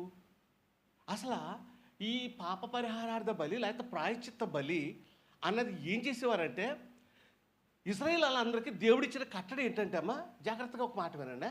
ఇది రేపు పొద్దున్న మన పిల్లలు అడుగుతారు, డాడీ అమ్మ లేకపోతే మిమ్మల్ని కానీ నువ్వు ఇన్ని సంవత్సరాలు చర్చికి వెళ్తున్నావు కదా, ఏమంటారు భస్మ బుధవారం అంటే ఏంటి మమ్మీ అని అన్నారు అనుకోండి, పిల్లలు అడిగారు అనుకోండి, భస్మ బుధవారం ఏంటి అసలు అది ఉందా బైబిల్లోనూ, మీకు ఏమైనా తెలుసా మమ్మీ? చిన్నప్పటి నుంచి మనం చర్చకు వచ్చాం కదా, మరి మన పిల్లలు చర్చకి వెళ్ళకముందే అడుగుతారు మనల్ని. అసలు నాకేంటంటే నా కూతురు ఎక్కువ అడుగుతుంది. ఎప్పుడైనా పొరపాటుని కూతురుని వేసుకుని బజార్కి వెళ్ళాను అనుకోండి, దారిలో కాలక్షేపం ఏంటంటే ఆ పిల్ల అడిగే ప్రశ్నలకి నేను ఖచ్చితంగా కరెక్ట్ ఆన్సర్ చెప్పాలి. చెప్పకపోతే వాళ్ళు అధైర్యం, అసంతృప్తి, మా నాన్నలకి తెలియలేదు మా దేవుడు ఏంటో, నాకెందుకు డాడీ చర్చికి తీసుకెళ్తావా అని అన్న మాట వచ్చేకూడదు పిల్లలు కదండి. అంచేత మనం కూడా ఈ విషయాన్ని నేర్చుకోవాలి. ఈ భస్మము ఎక్కడి నుంచి వస్తుందంటే అమ్మ, సంవత్సరం అంతానంట ఈ ఇశ్రాయేలీయులకి దేవుడిచ్చిన కట్టడి ఏంటంటే ఈ సంవత్సరంలో చేసిన పాపాలన్నీ కూడా. కానీ ఈ దినాల్లో ఇలాంటి కట్టడి లేదు. ఎలా అంటే ఈ సంవత్సరంలో చేసిన కట్టడాలన్నీ పట్టుకుని వచ్చి సేవకుడి దగ్గరకు వచ్చి, అయ్యా ఈ సంవత్సరంలో నాకు ఇన్ని కష్టాలు వచ్చేసాయి, నాకు ఇప్పుడు పాప పరిహారార్థం బలి చేయాలి, ఇదిగో నా బలి ఏంటి ఆవుదోడో లేకపోతే గొర్రెపిల్లో లేకపోతే పక్షో ఏదో పట్టుకుని వచ్చి ఇదిగో నాకు బలి అని ఇస్తున్నామా? ఇవ్వట్లేదండి. ఇప్పుడు లేదు. ఎందుకు లేదు? మన లోక రక్షకుడు ఓకే క్రీస్తు ప్రభు వారు పుట్టారు, మన కొరకై మరణించారు, బలియాగం చేశారు, మనందరినీ రక్షించేసుకున్నారు. ఆయనే యాజకుడు, ఆయనే పాప పరిహారార్థ బలి, ఏమా ఆయనే పునరుద్ధానుడు, ఆయనే పునరుద్ధానుడు. పునరుద్ధానుడు అన్న మాట కూడా కొంతమంది అడుగుతున్నారండి. అన్న పునరుద్ధానుడా ఏంటిది? పునరుద్ధానుడు అంటే ఏంటి? మనకేంటి యేసుక్రీస్తు వారి క్రిస్మస్ అంటాము, తర్వాత గుడ్ ఫ్రైడే అంటాము, మూడోది ఈస్టర్ అంటాము. ఈస్టర్కి అర్థం ఏంటి? యేసుక్రీస్తు వారు పునరుద్ధానుడు అయినటువంటి మన అందరికంటే మొట్టమొదటగా మన ప్రియ యాజకుడు గాను, మన ప్రియ సహోదరుడు గాను, మన ప్రియ స్నేహితుడు గాను, మనకంటే మొట్టమొదటిగా పునరుద్ధానుడైనటువంటి వ్యక్తి. మనం కూడా అదే రీతిలో పునరుద్ధానం అవుతాం అన్నమాట. సరే, ఈ కట్టడ ఈ ఇశ్రాయేలీల్లో ఈ కట్టడ ఏంటంటే అండి, ఈ సంవత్సరంలో అప్పుడు దేవునికి డైరెక్ట్గా మొరపెట్టుకునే యోగ్యత ఎవరికీ లేదు కదండి గారు. ఎవరు కూడా దేవుడిని ప్రభువా ఈ సంవత్సరంలో నేను చేసిన పాపాలు, నా కుటుంబం చేసిన పాపాలు క్షమించవా అని అడిగే యోగ్యత ఎవరికైనా ఉందా? లేదండి. అందుకనే సంవత్సరం అంతా కూడా వేచి సంవత్సరం ఆఖరిని ఒక రోజున వచ్చి పాప పరిహారార్థ బలి, లేకపోతే ఈ పస్కా పండుగ ఆ సమయంలో వచ్చి దేవుని యాజకుడి దగ్గరికి వచ్చి, అయ్యా ఈ సంవత్సరం అంతట్లో మేము చేసిన దోషాలన్నీ పోగొట్టుకోవాలంటే పోగొట్టుకోవటానికి ఇదిగో ఈ బలిని తెచ్చాము, ఈ బలి పశువుని తెచ్చాము. అప్పుడు ఇక్కడ ఏం చెప్పబడిందంటే అండి, ఒక బలి పశువు. ఏ బలి పశువు? ఎర్రని పెయ్య దూడ అంటే లేత వయసులో ఉన్నటువంటి యవ్వన దూడ. అది మచ్చలేనిది, మకరం లేనిది, అసలు కల్మషం లేనటువంటి. ఇప్పుడు యాగానికి ఎవరు మంచోళ్ళు అని అంటే అండి, ఎటువంటి కల్మషం లేని వాళ్ళే మంచోళ్ళు. ఇప్పుడు మన రక్తం ఇంకొకరికి ఇవ్వాలనుకోండి, మనలో ఉన్న రక్తం బాగోవాలి, అప్పుడే మనల్ని ఇతని రక్తం బాగుంటుంది ఇవ్వగలదు మనం. అలాగే పరిశుద్ధమైనటువంటిది కావాలి అక్కడ. ఆ పరిశుద్ధమైనటువంటిది ఏదో ఒక పెయిన్ తీసుకొచ్చి మచ్చలేనిది ఏమీ దోషం లేనిది తీసుకొచ్చి దాన్ని కట్టెల మీద కాల్చేసిన తర్వాత ఏమవుతుందమ్మా? అదే భస్మం అయిపోతుంది అన్నమాట. భస్మము అంటే ఇంకో మాట ఏంటి అర్థం? బూడిద కదా. బూడిద అయిపోతుంది. ఏదైనా సరే కంటిన్యూస్గా దాన్ని బలిచ్చిన తర్వాత దాని రక్తాన్ని యాజకుడు మనకి ప్రోక్షించి తర్వాత దాన్ని కాల్చిన తర్వాత అది ఏమవుతుందంటే బూడిద అయిపోతుంది. ఇప్పుడు భస్మం అన్న మాటకు అర్థం ఏంటండి? బూడిద కదమ్మా. బూడిద. భస్మం అంటే కొంచెం గ్రాంధిక భాషలా కనపడుతుంది మనకి. బూడిద అంటే సింపుల్గా ఉంది కదా. ఈ బూడిద అనే మాటకు వచ్చేటప్పటికి రకరకాలుగా మాట్లాడుకుంటూ ఉంటారు ఈ రోజుల్లో కొన్ని సంఘాల్లో కూడా. నాకు చాలా బాధ వేస్తుంది. ఏదో ఎన్టీ రామారావు అన్నాడంట, నా దగ్గర ఏముంది బూడిద అన్నాడంట, లేకపోతే ఇదేంట్రా బూడిద, బూడిదలో నువ్వు ఉన్నావేంట్రా, నీ కచ్చికలు ఏదంటే పిడకలేస్తే బూడిద వస్తుంది. ఇవన్నీ కాదమ్మా, ఇవన్నీ అలాంటి మాటలు మాట్లాడుకోకూడదు. ఈ బూడిదలో ఉన్న పరమార్థాన్ని నేను చెప్పదలుచుకున్నది ఏంటంటే, ఈ భస్మము లేక బూడిద ఎప్పుడైతే కాల్చబడిందో ఆ కాల్చబడిన బూడిద ఈ రోజుల్లోనూ ఈ భస్మాన్ని వాడట్లేదు. ఇది ఎక్కడ వాడుతున్నారంటే ఈ బూడిద, ఇప్పుడు ఇంకో మాట చెప్తున్నానండి, ఈ బూడిద ఎక్కడ వాడుతున్నారంటే ఇది ఎక్కడి నుంచి వచ్చింది? ప్రారంభం కూడాను క్యాథలిక్స్ నుంచి వచ్చింది. ఇది అర్థమైందా? క్యాథలిక్ పెద్ద కాన్స్టంటైన్ ఆ పెద్ద వ్యక్తులు, అప్పట్లో ఉన్నటువంటి రోమాలో ఉన్నటువంటి రాజ్యాన్ని ఏలేటువంటి నాయకులు ఏం చేశారంటే, ఇదిగో యేసుక్రీస్తు వారు మన కొరకు బలియాగం అయిపోయారు కదా, చనిపోయారు కదా, 40 దినాలు ఆయన ఉపవాసం ఉన్నారు కదా, ఆయన ఎంత శ్రమపడి చనిపోయారు కదా, మరి ఆయన కొరకు మనం ఏదైనా చేయాలి కదా. ఆయన శ్రమలు పడ్డారు కదా, మనం కూడా ఆయన కోసం ఏదైనా చేయాలి కదా. అదే రీతిలో మనం కూడా ఉపవాసం ఉందాం. మనం కూడా ఆయన చేసినటువంటి గుడ్ ఫ్రైడే రోజున త్యాగాన్ని జ్ఞాపకం చేసుకుందాం. అలాగే ఆయన చేసినటువంటి పొందినటువంటి మరణం కొరకై మనం విచారిద్దాం. మనం మరణం పొందేలాగా ఉందాం, మరణం పొందినంతగా విచారిద్దాం. ఆ తర్వాత దేవుడు 3వ దినాన్ని పునరుద్ధానుడై ఎలా లేచాడు, ఆ దినాన్ని మరీ జ్ఞాపకం చేసుకుని సంతోషించి హల్లెలూయా దేవుడు పునరుద్ధానుడయ్యాడు, దేవుడు మళ్ళీ తిరిగి లేచెను అన్న ఆ గానంతో బయటకు వద్దాము అని వీళ్ళు ఏం చేశారంటే ఈ క్యాథలిక్స్ ఇది స్టార్ట్ చేసి ఏమన్నారంటే అమ్మ దానికి ఒక పేరు పెట్టారనమాట, లెంట్ అని. ఆ లెంటనే మన వాళ్ళు ఈ బైబిల్లో మాటని తీసుకొచ్చి ఏ రోజు నుంచి అయితే మనం బుధవారం ప్రారంభిస్తున్నామో బుధవారంతో ప్రారంభిస్తేనే ఈ 40 దినాలు కరెక్ట్గా వస్తాయన్నమాట అండి. ఏది ఆదివారాలు తీసేయగాను కదండి. 46 దినాలు వస్తే 6 దినాలు ఆదివారాలు పోగా 40 దినాలు ఉపవాసం. అందుకని బుధవారం నుంచి ప్రారంభిస్తే ఈ బుధవారం ఎలా చెప్పాలి, ఈ బుధవారం ఎందుకు చెప్పాలి, బుధవారం భస్మంతో స్టార్ట్ చేయాలి. భస్మము అన్న మాటకి ఇక్కడ అర్థం తెలియాలి మనకి, భస్మములో ఉన్న పరమార్థం తెలియాలి. ఇది నా ఆశ ఈ రాత్రి కాలంలో. భస్మము ఉన్న పరమార్థం తెలియాలి. దాని భస్మము కానీ బూడిదని కూడా రాయబడి ఉంది. బూడిదని 32 సార్లు రాయబడి ఉంది. ఏమా మనం చూసుకుంటే చాలాసార్లు ఉంది. అది దానికి ఇంకా అంత లోతుగా నేను మీకు చెప్పదలుచుకోలేదు. ఈవేళ ఏం చెప్పదలుచుకున్నా అంటే ఈ భస్మము లేక ఈ బూడిదలో ఉన్నటువంటి పరమార్థం ఏంటి, ఎందుకు చేయవలసి వస్తుంది మనం, ఎందుకు ఒకవేళ ఆ క్యాథలిక్సే వాడుకోవాలి కదా, క్యాథలిక్సే చేయాలి కదా దీన్ని, మరి క్యాథలిక్స్ తోటిపాటు మనం ఎందుకు చేయాలి అని అంటే మనం ఆచరించట్లేదండి. మనం ఆచరణలో పెడుతున్నాం. ఇది ఆచరణలో పెడుతున్నాం అంటే క్రీస్తు వారు చేసినటువంటి ఆ త్యాగాన్ని మనం ఏం చేస్తున్నామండి, ఆచరణలో పెడుతున్నాం. వాళ్ళైతే ఆచరించారేమో నాకు తెలియదు, కానీ ఆచరణకి తేడా ఉందమ్మా, అంతే కదా. ఇప్పుడు ఉపవాసం ఉండాలి అని నేను చెప్పాను అనుకోండి, నేను చెప్పేశాను, నేను అందరికీ చెప్పేస్తున్నాను ఆచారం అది, మన కుటుంబం అందరం ఉండాలి. కానీ దాన్ని ఆచరణలో పెట్టాలంటే నేనేం చేయాలి, నేను ఉపవాసం ఉండాలి. నేను ఉండకుండా ఈవేళ ఇంట్లో ఎవరికి అన్నం ఉండొద్దు, ఎవరు ఇవాళ కొండటానికి వీల్లేదు అన్నాం అనుకోండి, పిల్లలందరూ బాగానే ఉంటారు, డాడీ ఎక్కడ పక్కన తినేసాడు అనుకోండి, ఏం డాడీ మమ్మల్ని అందరూ ఉపవాసం ఉన్నాము, నీలో ఆచరణ ఏది, నీలో క్రియ ఏది అని అడిగితే ఏంటి మన ప్రశ్న, మనం జవాబు చేసుకోవాలి. ఇద్దరు కుర్రోళ్ళు వెళ్ళిపోయారు అప్పుడే. అధ్యాత కుర్రోళ్ళు ఎవరు బయటికి వెళ్ళనివ్వకూడదండి ఈసారి నుంచి. కుర్రోళ్ళు ఖచ్చితంగా ఈ మాటలు కొన్ని అయినా ఎక్కాలి వాళ్ళ నోట్లో, ఏదో రకంగా. మనం కూడా ఇలాగే విన్నాం కాబట్టి ఆచరణలోకి వచ్చేటకే మనం ఈవేళ మాట్లాడుకుందాం.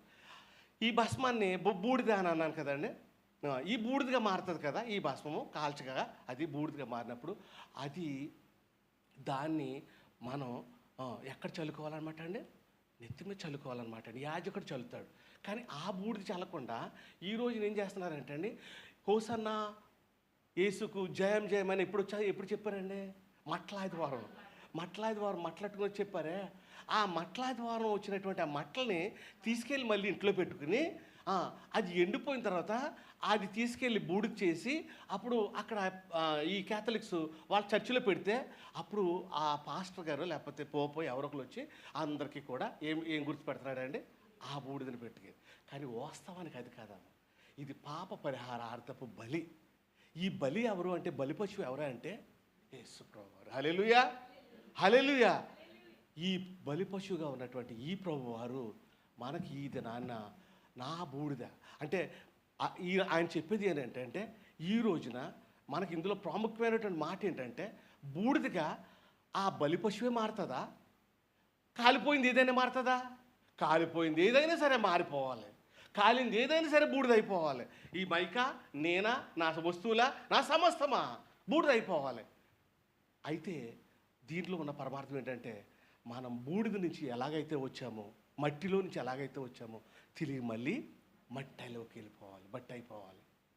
ఈ మట్టి అయిపోయే యోగ్యతలో మనం ఏం చేయాలంటే, ఈ మట్టి అయిపోయే యోగ్యతలో ఈ బూడిద అనే ఈ ఈ ఈ ఈ వస్తువుని లేకపోతే ఈ బూడిదనే ఈ బలి యొక్క బలికి వచ్చినటువంటి ఆ పరిమాణాన్ని, ఆ వస్తువుని మనం చల్లుకోవటము, మనం దాని ద్వారా నేర్చుకోవాల్సిన పాఠం ఏంటంటే, బూడిద దేనికి సాదృశ్యం అంటే, యేసుక్రీస్తు వారు దేవుడై ఉండి ఏం చేశారమ్మాయినా, అసలు ఆయన ఆ బాధను సహించుకోవాల్సినటువంటి వాస్తవం ఉందా, ఆ సిలువ దెబ్బలు పడవలసినటువంటి వాస్తవం ఉందా, ఆ చనిపోయాలని అనుకున్నంత తగ్గింపు చేసుకున్నంత ఆయనకి ఏమంటారు ఆ పరిస్థితి ఆయన దగ్గర ఉందా? అమ్మ దేవుడు, అందుకనే కదా వాళ్ళు అంటున్నారు, నువ్వు దేవుడు కదయ్యా, నువ్వు రక్షించుకో, మమ్మల్ని రక్షించు అంటున్నారు. దేవుడయ్యుండి ఆయనే అంత తగ్గించుకుని ఆయనే ఒక త్యాగంగా మారిపోతే ఈ రోజున నువ్వు నేను తగ్గించుకోవాలి అని అంటే, ఆ రోజుల్లో దేవుడు ఇచ్చినటువంటి కట్టడి ఏంటంటే, తగ్గింపుకు సాదృశ్యంగా ఈ బూడిద మనం ఏం చేయాలంటే మన నెత్తి మీద వేసుకోవాలి. ఇలాంటి సాదృశ్యాలు ఎన్ని కనపడతాయి మన బైబిల్లోనూ, ఆ కాలంలోనూ. ఈ కాలంలో మాత్రం అయితే లేవు, కానీ ఆ కాలంలో ప్రతి ఒక్కరు కూడా గోనె బట్ట కట్టుకుని ఏం చేయాలమ్మా, బూడిద చల్లుకుని దేవునికి ప్రార్థన చేయాలి, అంతే కదమ్మా. అది ఎవరినైనా ఒకళ్ళు ఏదైనా ఎగ్జాంపుల్ చూపెడతారా అలా చేసిన వాళ్ళు? వెరీ గుడ్, చాలా మంచి మాట. ఇంకెవరు చేశారు? యోబు గారు కరెక్టే. అబ్రహాం గారు కూడా బూడిద చల్లుకోలేదు, కానీ ఆయన అన్న మాట ఏంటంటే, ప్రభువా నేను బూడిదను ధూళిను అయ్యున్నాను. దావీదు గారు కూడా అన్నారు. అయితే ఇవి చల్లుకుని వీళ్ళు ఇలా పశ్చాత్తాపడటం వల్ల ఏమైనా కార్యం జరిగిందా? 100% జరిగింది. ఫస్ట్ చెప్పినటువంటి మాట, నినివే పట్టణానికి వచ్చిన తర్వాత అందరూ కూడా రాజు ఇచ్చిన ఆజ్ఞ, ఈ దేవుడు చెప్పినటువంటి విధంగా మనం చేయాలి. అందరూ కూడా గోనె బట్ట కట్టుకోండి, ఏం చేయాలి, బూడిద చల్లుకోండి, బూడిద మొక్క రాసుకోండి. నీకు నువ్వుగా కనపడకూడదు. నీ తగ్గింపు ఎంతగా ఉండాలి అంటే, నువ్వు బూడిద చల్లుకున్నావంటే నువ్వు మట్టిలో కలిసిపోయినంత తగ్గింపు అనమాట. స్తోత్రం, హల్లెలూయా. మనం బూడిద రాసుకున్నామంటే అంటామా, మట్టిలో కలిసిపోయినంత తగ్గింపు అనమాట. అంత తగ్గించుకుని వాళ్ళందరూ ప్రాయశ్చిత్తపడ్డారు, పశ్చాత్తాపడ్డారు. ఓకే, ఆ పశ్చాత్తాపమే వాళ్ళందరినీ మళ్ళీ దేవుడు కనికరించినటువంటి విధానం. హల్లెలూయా. ఆ పశ్చాత్తాపం, అందుకనే ఈ భస్మాన్ని, ఓకే, ఈ బూడిదను మూడు విషయాలుగా దీన్ని మనం గ్రహించగలగాలి. ఒకటి ఏడుపుకి శ్రమలకి సాదృశ్యం ఈ బూడిద, ఇలాగ ఈ యొక్క ఏమంటారు భస్మము. ఈ భస్మము లేక బూడిద ఒకటి కన్నీరు, దుఃఖానికి శ్రమలకి సాదృశ్యం. రెండోది మరణానికి సాదృశ్యం. మూడోది పశ్చాత్తాపానికి, ప్రాయశ్చిత్తానికి. ఓకే, మనలో ప్రాయశ్చిత్తం కలగకపోతే నువ్వేమి చేయలేవు. ఓకే, వీళ్ళు చేసిన పనులు ఏంటంటే తెలుసా అండి, వాళ్ళు కన్నీరు విరిచారు. ఓకే, రెండోది ఓకే మరణమైనంతగా బూడిదలో రాసుకున్నారు. మూడోది పశ్చాత్తాపడ్డారు, ప్రాయశ్చిత్తం. ఓకే, ప్రభువా మేము చేసిన తప్పే, మేము ముమ్మాటికి మేము చేసిన తప్పే, మేమందరం కూడా మేము ఈసారి నుంచి నిన్ను ఎప్పటికీ కూడా నిన్ను వ్యతిరేకించము, నీకు ఇష్టంగా బ్రతుకుతాము అని ఈ బూడిద ద్వారా చెప్పినటువంటి ఈ యొక్క బూడిద ద్వారా చెప్పినటువంటి మాటలు, దాన్ని బట్టి దేవుడు విన్నాడమ్మా. ఆ ప్రార్థన దేవునికి ఇష్టమైంది. మరి మనం ఇప్పుడు ఏం చేయాలి? మనం బూడిద రాసుకోవాలా? అలాగనుకుంటేనే మనం కూడా గోనెబట్ట కట్టుకుందామా? లేదు, అవసరం లేదండి. గోనెబట్ట కట్టుకోవాల్సినంత అవసరం లేదు, బూడిద రాసుకోవాల్సినంత అవసరం లేదు.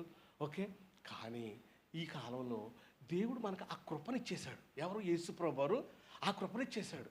ఆయనే బూడిదైపోయాడు, ఆయనే మన కొరకై బలియాగం అయిపోయాడు, ఆయనే పాప పరిహారార్థం బలి అయిపోయాడు. కానీ ఇక్కడ చేయవలసిన కార్యం ఏంటంటే పశ్చాత్తాపం మాత్రమే మందై ఉంది. పశ్చాత్తాపంతో కూడినటువంటి ప్రార్థన మాత్రమే మందై ఉంది. నీ గదిలోకి వెళ్ళి నీవు ఎంతగా పశ్చాత్తాపడతావో నాకైతే తెలియదు. ఒకరోజు ఉంటావా, 10 రోజులు ఉంటావా గదిలోనే ఉండిపోయి దేవుని దర్శనం పొందుకునేంత వరకు కూడా పశ్చాత్తాపడతావా? అది దేవునికి ఇష్టమైన బలి, దేవునికి ఇష్టమైనటువంటి కార్యం. ఆ కార్యం కొరకై దేవుడు మనల్ని ఇక్కడ ఈ విషయం జ్ఞాపకం చేసుకోమంటున్నాడు. ఈ ఆచరణలోకి ఏం పెట్టాలి అంటే, ఆచరణ, ఉపవాసం అంటే మనకు ఇప్పుడు అందరం కూడా నేర్చాలు చేస్తున్నాయండి. ఉపవాసాలు ఎక్కడ ఉంటామన్నా, మనకేమో పని చేసుకోవాలి, ఇది చేయాలి, అది చేయాలి, ఉపవాసాలు ఉండలేకపోతున్నాం. ఉండగలుగుతామా? ఉపవాసాలు ఉండలేము. ఉపవాసాలు ఉండలేకపోతుంటే ఏమీ చేయలేవా? చెయ్యాలి, ఖచ్చితంగా చేసి తీరాలి. ఓకే, ఏం చేయగలము అని అంటే అది ఇంకో మాటలో చూపిస్తాను. ఉపవాసం ఉండలేకపోతే చేయగలిగినటువంటి పనులు కూడా చూపిస్తాను మీకు. అయితే ఈ 3 విషయాలు దేవుని కొరకే మనం పశ్చాత్తాపడితే దేవుడు కనికరించి సహాయం చేస్తాడు. అయితే ఇందులో ఉన్నటువంటి భస్మంలో ఉన్నటువంటి దానికి ఉన్న అర్థాలు ఏమైనా ఉన్నాయంటే ఒక 4 మాటలు నేను చెప్తాను. ఇందులో డీటెయిల్గా వెళ్ళను కానీ ఈ భస్మం యొక్క అర్థం ఏమైందంటే, భస్మము అది ఎందుకు పనికిరానిది. భస్మం అంటే ఇప్పుడు బూడిద ఉందా కదమ్మా, ఏదైనా బూడిద అయిపోయింది అనుకోండి, మన ఇంట్లో ఏదైనా బూడిద. ఒకవేళ ఎవరినైనా బూడిద చేసేసారనుకోండి, ఆ దినాల్లో ఇప్పటికీ కాలిపోతుంటామో లేకపోతే మట్టి అయిపోయామనుకోండి, ఈ మట్టిని మనం తెచ్చుకుని అయ్యో నా తండ్రినో నా తల్లినో లేకపోతే ఎవరినో కప్పెట్టాం కదా అని తెచ్చుకుని ఇంట్లో పెట్టుకోం దాన్ని. ఓకే, అది ఏమవుతుందంటే అండి, పనికిరాని వస్తువుగా ఉంటుందన్నమాట మనకి. అది పనికిరాని వస్తువు కానీ ఆ బూడిద కానీ ఆ మట్టి కానీ మనకు దానికి అంత ఉపయోగం లేనటువంటి పరిస్థితి. ఎందుకంటే తిరిగి మన్ను అయిపోయింది, అది అక్కడ ఉండవలసిందే. కానీ నువ్వు మన్నుగా మాత్రం ఉండవు కదా. నువ్వు ఏ రకంగా ఉంటావండి? నువ్వు ఆత్మగా దేవుని దగ్గరికి వెళ్తావు. నువ్వు మన్నుగా ఉండవు. నువ్వు మన్ను అయిపోతుందేమో కానీ నువ్వు మాత్రం ఆత్మతో దేవునికి దగ్గరికి వెళ్తావు. కానీ మనం చేయవలసింది ఏంటంటే ఆత్మగా దేవుని దగ్గరికి వెళ్ళాలి అని అంటే నువ్వు మొన్నైన దాని పనికిరాని ఉన్నావు కదా. అందుకని నువ్వు ఈ భస్మంలోనే ఈ బూడిద రాసుకుని, ప్రభువా ఈ బూడిద ఏ రీతిలో అయితే, ఈ మట్టి ఏ రీతిలో అయితే పనికిరాదో, నేను కూడా ఈ లోకంలో నేను పనికిరానటువంటి వాడిని, నేను పనికిమాలినటువంటి వాడిని, ఎందుకు ఉపయోగం లేనటువంటి వాడిని. కానీ నువ్వు నన్ను రక్షించావే, నువ్వు నా కోసం బలియాగం అయిపోయావే అని ఒక పనికిరానటువంటి ఈ వస్తువు గురించి మాట్లాడదాం. రెండో మాట ఏంటంటే ఇది ఇంకోటి ఏంటమ్మా, ఇంకో మాట ఏంటంటే అయోగ్యమైంది, యోగ్యం కానిది. అందుకనే నువ్వు బూడిద రాసుకుని చేయవలసిన ప్రార్థన ఏంటంటే అమ్మా, నాకు ప్రభా నేను భూమి మీద బ్రతకటానికి యోగ్యత లేదు, నేను నా తోటి వారితో కానీ ఈ లోకంతో బ్రతకటానికి నాకు యోగ్యత లేదు, నేను అయోగ్యురాలని అని నువ్వు ఆ బూడిద రాసుకుని గోనెబట్ట కట్టుకుని నువ్వు చేయవలసినటువంటి ప్రార్థనగా ఈ రెండో మాట. మూడో మాట ఏంటంటే ఓకే, నేను యోబు గారు అదే అంటున్నారనమాట అండి, నేను ప్రభువా నేను అయోగ్యుడును, ధూళిని బూడిదని అలాంటివాడిని, నాకు ఎందుకింత యోగ్యత ఇస్తున్నావు నువ్వు, నాకు ఎందుకింత అవకాశం ఇస్తున్నావు నువ్వు అంటున్నాడు అనమాట అండి. ఆ తర్వాత ఈ బూడిద నిష్ప్రయోజనమైంది. నిష్ప్రయోజనం అంటే ప్రయోజనం లేదు అనమాట, ఏ ఉపయోగం లేదు దానివల్ల. దాన్ని మనం తీసుకెళ్ళి పాడేస్తాం, మళ్ళీని ఓకే బయట విసిరివేస్తాము. అలాగే మనం కూడా ప్రభువా నేను ఈ దేహంతో నిష్ప్రయోజనం, నా దేహంతో నాకు ఇచ్చిన దేహాన్ని ప్రయోజనకరంగా మార్చు నువ్వు నాకు. ఎలాగండి? నిష్ప్రయోజనమైనటువంటి ఈ దేహాన్ని ఓకే నా ఆత్మ నీ దగ్గరికి రాకముందు ఏమవ్వాలండి? ఇది ప్రయోజనకరంగా మారాలి. ఏ రకంగా ప్రయోజనం అవుతుంది? నేను ఇంకో వచనం చూపిస్తాను. ఆ వచనంతో ఇది ప్రయోజనకరంగా మారాలి. ఇంకో మాట అమ్మా, ఐదో మాట, ఇది కూడా అమ్మా తొందరగా చెప్పేస్తున్నాను. విలువ లేనిది నువ్వు ప్రార్థించాలి. ఎలాగంటే అమ్మా, ప్రభువా ఇదిగో ఈ బూడిద లాంటివాడు, నేను బూడిదకి విలువ లేదు, నాకును విలువ లేదు. ఎవరైనా మీరు ఎప్పుడైనా గొప్పలుగా ఇచ్చుకుంటున్నారా? దేవుని కోసం గొప్పవాళ్ళుగా ఇచ్చుకుంటారా? దేవుని కోసం ప్రభువా నేను నీ కోసం ఇన్ని అద్భుత కార్యాలు చేశాను, ఇన్ని ప్రసంగాలు చేశాను, ఇంత గొప్పవాడిని అని చెప్పుకుంటున్నారా? విలువ లేనిగా నీకు ఈ 5 మాటలు. ఒకటి, నిష్ప్రయోజనంగా ఉండాలి. నేను నిష్ప్రయోజన ప్రభువా అని ఉండాలి. నాకు విలువ లేదు ప్రభువా అని ఉండాలి. నేను ప్రయోజనకరమైనటువంటి వ్యక్తిని కాదై ఉండాలి. ఓకే, నాకు విలువ లేదు ప్రభువా, ఈ లోకంలో ఉన్నంతకాలం నాకు విలువ లేదు. ఎంత నీకు డబ్బున్నా, ఎంత సంపన్నుడైనా, ఎంత నీకు పేరున్నా సరే నువ్వేం చేయాలమ్మా? ఏమని ప్రార్థన చేయాలి? ఈ బూడిద రాసుకుని ప్రభువా నేను విలువ లేనటువంటి దాన్ని, నాకు అసలు ఈ లోకంలో విలువే లేదు, నేను బ్రతుకుతున్నానే తప్ప అది కేవలం నీ కోసమే, నా ఆత్మ నీ దగ్గరికి రావటం కోసమే అని ఈ ప్రయోజనం లేనటువంటి ఈ మాటలు, నేను పనికిరానటువంటి దాన్ని, నేను విలువ లేనటువంటి దాన్ని, నేను ఈ లోకంలో ఉండవలసినటువంటి దాన్ని కాదు, నేను ఈ లోకంలో బ్రతకవలసినటువంటి వాడిని కాదు, అయినను నువ్వు నాకు ఇచ్చిన విలువను బట్టి, నువ్వు నాకు ఇచ్చినటువంటి ఆ యేసుప్రభు వారు ఇచ్చిన విలువనే ఎవరు గుర్తించగలుగుతున్నారమ్మ ఈ రోజుల్లోన? ఎవరు మాట్లాడుతున్నారు చెప్పండి? యేసుప్రభు వారి త్యాగాన్ని ఎవరు గుర్తించుకుంటున్నారు?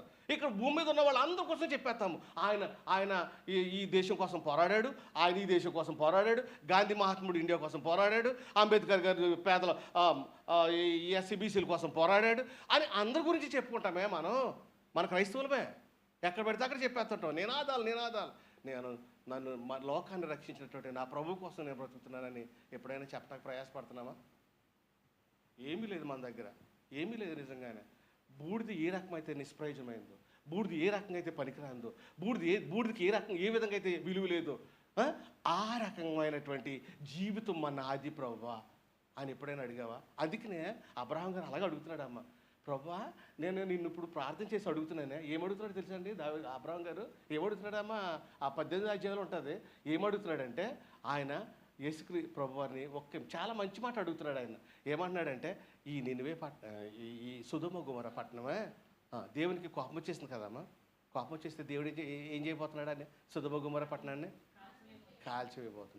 కాల్చివేయబోతుంటే నీతిమంతులు లాంటి ఇటువంటి భక్తుడు ఒకడు ఉండి, అబ్రహాం గారు లాంటి భక్తుడు ఒకడు ఉండి దేవునితో అడుగుతున్నాడు అనమాట అండి, దేవుడికి ప్రార్థన చేస్తున్నాడు. చాలమ్మా, ఓకే, ఈ మాట చాలు. అలాగా 2 సార్లు కాదు, 3 సార్లు కాదు, 4 సార్లు కాదు. ఏమంటున్నాడంటే ఆఖరికి వచ్చేటప్పటికి, ప్రభా అది హల్లెలూయా, ప్రభా ఈ పట్టణంలో ఈ సొదొమ గొమొర్రా నాశనం చేయటానికి నాకు ఇష్టం లేదు ప్రభా. అలా ఇంకో వ్యక్తి ఈ జనులు నాశనం చేయొద్దని ఒక వ్యక్తి చెప్పి దేవునికి అడ్డుపడ్డాడు. ఎవరా వ్యక్తి? మోషే గారు. హల్లెలూయా, మోషే గారు. ఎంత అలా రావాలి స్పీడ్గా. మోషే దేవుడికి కోపం వచ్చేసింది ఒకసారి. మోషే నేను నీకు ఇచ్చినటువంటి ఇశ్రాయేలు జనం ఉన్నారే వీళ్ళందరినీ ఒకసారి ఇప్పుడు తుడిచేద్దాం అనుకుంటున్నాను అంటే, ప్రభువా వద్దు ప్రభువా ప్లీజ్, వాళ్ళకి దేవుడికి మధ్యలో ఉండి మాట్లాడుతున్నాడు. ఎవరు? మోషే గారు మాట్లాడుతూ అంటున్నాడు కదా, నీకేమన్నా వాళ్ళ మీద ఏమన్నా బాధ ఉంటే వాళ్ళని చంపేయాలని ఉంటే నన్ను చంపేసి. అది మనిషికి కావలసినటువంటి త్యాగం, మనిషిలో ఉండవలసినటువంటి బూడిద. ఆ బూడిదను నువ్వు చల్లుకున్నావా? అటువంటి బూడిద అనే త్యాగంతో నువ్వు ఉండగలుగుతున్నావా? ఆ బూడిద అనే మరణం కోసమే నువ్వు ప్రయాసపడుతున్నావా? ప్రభువా, దానికి అర్థం ఏంటంటే ఈ బూడిద నేను రాసుకుంటున్నాను ప్రభువా, నా మరణం ఎప్పుడైనా కావచ్చు, నేను బూడిదలో కలిసిపోతాను, నేను మట్టిలో కలిసిపోయే వ్యక్తినే, కానీ నా వల్ల అనేక మంది ప్రయోజనకరం కావాలి, ఇక్కడ ఈ పట్టణం పాడవకుండా ఉండాలి అని ఎంతగానో ప్రయాసపడ్డట్టుగా మనం చెప్తూ ఉన్నాం. అయితే ఈ మాటలన్నీ చెప్పుకున్నాం కదండి. ఇప్పుడు మీకు 40 దినాలంటే కూడా తెలుసు, మీకు 40 దినాలు అన్నది చెప్పేశాను. 40 దినాలకు సాదృశ్యంగా దేవుడు వీళ్ళు ఏం చెప్పుకోవాల్సి వచ్చంటే అండి, 40 దినాలు యేసు ప్రభు వారు ఉపవాసం ఉన్నారు అన్నది ఫస్ట్ మాట. ఆయన అది మనకు సాదృశ్యం, అది మనకి ఆచరణలోకి. అలాగే మోషే గారు 40 దినాలు ఉన్నారన్న దేనికోసం? దేవుని ఆజ్ఞల కోసం, దేవుని మాటల కోసం. అలాగే ఏలియా గారు కూడా దేవునితో మాట్లాడటానికి రమ్మని పిలిచినప్పుడు హోరేబు కొండకి ఏలియా గారు వెళ్ళారు. అలాగే ఇశ్రాయేలీయులు 40 సంవత్సరాలు, అలాగే అనేక విషయాలు ఇంకా చాలా ఉన్నాయి. 40కి అటువంటి విషయాలన్నీ కూడా మనం గుర్తు చేసుకోవాలి. అవి దేవుడు సాదృశ్యంగా ఇచ్చాడు మనకి. అందుకని అవన్నీ ఓ పక్క అయితే, యేసుక్రీస్తు వారు ఆచరించిన 40 దినాలకి మనం బద్దులమై ఉన్నాము. ఆయన ఆశ్రయించాడు కాబట్టి, ఆయన శ్రమపడ్డాడు కాబట్టి. ఎక్కడికి వెళ్ళి శ్రమపడ్డాడు? ఆయన అరణ్యంలోకి వెళ్ళి శ్రమపడ్డాడు, అరణ్యంలోకి వెళ్ళి ఒంటరిగా ఉన్నాడు. అందుకనే ఒకవేళ నిజంగా నీవు నేను కనుక ఉపవాసం ఉన్నప్పుడమ్మా ఒంటరితనం ఇంపార్టెంట్ అంట. ఒంటరిగా బ్రతకాలి. ఒంటరిగా బ్రతుకుతూ ఎప్పుడైతే ఈ భస్మం అన్న మాట విన్నా చూసావా, ప్రభువా నేను బూడిది నేను ఈ దినాన్ని నా నొదటి మీద కానీ నా మీద కానీ ఈ బూడిద ఎందుకు చల్లుకున్నాను అని అంటే, నేను ఎక్కడ కలవలసిన వాడిని? మట్టిలో కలిసినాను. నేను నిష్ప్రయోజనమైనటువంటి వ్యక్తిని, పనికిరానటువంటి వాడిని, నాకు ఏ ప్రయోజనము ఈ భూమి మీద లేదు. కాబట్టి నేను బూడిదలో కలిసిపోయే ముందే నీ సన్నిధిలో ఉపవాసం ఉండి ప్రార్థన చేస్తున్నాను. నీ చిత్తమైనట్లయితే నా ఆత్మ నీ దగ్గరికి, దేవుని దగ్గరికి ఎవరు వెళ్తారమ్మా? మన శరీరంతో వెళ్తామా? వెళ్ళాం, మధ్యాకాశం వరకే వెళ్తాం. అది జ్ఞాపకం పెట్టుకోండి. అందుకనే దేవుడు వచ్చినప్పుడు ఎక్కడ కలుస్తామంటే, మన పూర్వీకులు మనమును మధ్యాకాశంలో గుర్తుంటుందమ్మా. ఎక్కడ కలుస్తామంటే యేసుప్రభు వారితో మధ్యాకాశంలో కలుస్తాం. తర్వాత ఉంది, అక్కడి నుంచి ఉంది అసలు విషయం. దేవుడు అప్పుడు చెప్తాడు, నువ్వేం కార్యాలు చేసావు, నువ్వేం మంచి పనులు చేసావు ఆయన అనమాట. అప్పుడు వెంటనే ఆ మధ్యాకాశంలో ఎవరెవరు చూస్తామండి? మనం పోగొట్టుకున్న మా పూర్వీకులందరినీ కూడా అక్కడ చూస్తామన్నమాట. అది అంచేత ఈ భస్మం యొక్క అర్థము నేను 3 మాటల్లో చెప్పాను కదా ముందుగా. భస్మం యొక్క దాంట్లో ఉన్న పరమార్థం ఏంటంటే, ఒకటి దుఃఖానికి, శ్రమకి సాదృశ్యం, రెండోది మరణానికి సాదృశ్యం, మూడోది పశ్చాత్తాపానికి సాదృశ్యం. 3 విషయాలు గుర్తుపెట్టుకోండి. ఎప్పుడైనా సరే ఎవరైనా అడిగితే బైబిల్లో లేదా అంటే, బైబిల్లో ఒకే అధ్యాయంలో ఉంది, ఒకే గ్రంథంలో ఉంది, అది సంఖ్యాకాండ గ్రంథంలోనే ఉంది. ఎక్కడన్నది వదిలేయండి, వచనాలు మీకు గుర్తుండకపోతే పర్వాలేదు. భస్మం అన్న మాట సంఖ్యాకాండంలో ఉంది. ఇది ఒక దేవుడిచ్చినటువంటి సంఖ్యాకాండం అంటే నెంబర్స్ అంటారు, సంఖ్యాకాండంలో ఉంది. అది భస్మము అంటే బూడిద. ఆ బూడిద దానికి అర్థము ఏంటంటే, పరమార్థం ఏంటంటే దుఃఖము, మరణము, పశ్చాత్తాపము, ఈ 3. దాని గుణాలు ఏంటంటే తగ్గింపు, దాని గుణాలు ఏంటంటే విలువలేంది, దాని గుణం ఏంటంటే నిష్ప్రయోజనమైంది, దాని గుణం ఏంటంటే ఎందుకు పనికిరాంది, అసలు భూమి మీద అది ఏమీ కూడా కొలవలేదండి. ఎవరు కూడా దాన్ని చూడరు అనమాట అండి. అలాగే మనం ఉండాలి. ఇప్పుడు బాధపడిపోతామండి, నన్ను పెళ్ళలేదు ఇవాళ పైకి, కాయర్లో ఈ కుర్రోళ్ళే పాడారు తప్ప నన్ను పెళ్ళలేదు అంటారా? నన్ను పెళ్ళలేదు. ఇప్పుడు అయ్యగారు ఉన్నాం కదా, ఇప్పుడు గొడవలు వచ్చాయండి, అదే కదమ్మా సంఘాల్లో గొడవలన్నీ కూడా. అమ్మా ఈ మాట ఇక్కడ ఎందుకు ప్రాముఖ్యంగా వాడుతున్నాను నేను అనుకోకుండా వచ్చింది ఈ మాట. సంఘాల్లో గొడవలు ఏంటంటే, నన్ను పిలిచాడారా, నా పేరు వచ్చిందా, నేను ఎంత చెప్తున్నానా, ఇంత చేస్తున్నానా, ఇక్కడ ఇన్ని చేస్తున్నావు ఉంటుందా లేదమ్మా, అక్కడ పాటుగా చెప్తున్నాను అని చేత. అందుకని మనం ఏమీ కాదు ఈ భూమి మీద, నేనంటూ ఏమీ లేను అని అనుకున్నప్పుడే నువ్వు దేవునిలో నిజంగా భక్తిపరుడిగా ఉంటున్నావు. నువ్వు నిజంగా దేవుని కోసమే బ్రతుకుతున్నావు. నీకు ఈ లోకంతో సంబంధం లేదు, నిన్ను పిలిచిన పిలవపోయిన సంబంధం లేదు, నీ పేరులో ప్రార్థనలో నీ పేరు ఎత్తపోయినా పర్వాలేదు, కానీ నీ ధ్యాస, నీ ధ్యానం నా ప్రభువు కొరకే నేను బ్రతుకుతున్నాను. ఇక్కడ పిలిచారా లేదా, ఇక్కడ నన్ను పొగిడారా లేదా, దండేశారా లేదా, ఇవన్నీ వద్దు నాకు. నేను బూడిదనయ్యి ఉన్నాను విషయాన్ని, మంచి మాటని జ్ఞాపకం చేసుకుంటే ఎప్పుడైనా సరే ఇదంతా పోతుంది అనమాట. అయితే నేను ఆఖరిగా ఒక మాట చూపించి ముగించేసుకుందాం. నిజంగా ఈ శ్రమ దినాల్లో అనేక మంది ముసలివాళ్ళు, పెద్దవాళ్ళు, చిన్నపిల్లలు ఎవరో చేయలేనటువంటి పరిస్థితి, ఆరోగ్యం సహకరించలేనటువంటి పరిస్థితి, లేకపోతే నిజమైన ఉపవాసం ఏదని కూడా దేవుడే చెప్తున్నాడు అక్కడ. ఎక్కడ ఉంటుందమ్మా వచనం? నా సిస్టర్కి తెలుసు, మా చెల్లికి. ఎక్కడ నిజమైన ఇదే కదా నిజమైన ఉపవాసం అంటుంది. ఇప్పుడు మనం ఉపవాసాలు ఉండనని చెప్తున్నాను కదా నేను. ఓకే, ఉపవాసాలు ఉండకూడదు అని నేను అంటలేదు, ఉందాము. ఓకే, ఏ ఏ ఏ పద్ధతిలో ఉన్నామన్నది అది మన ఇష్టానికి దేవుడికి సంబంధించింది. అర్థమైందండి అయ్యగారు, రవి గారు? ఉపవాసం ఎలా ఉండాలి సార్? మనకిని దేవుడికి సంబంధించింది.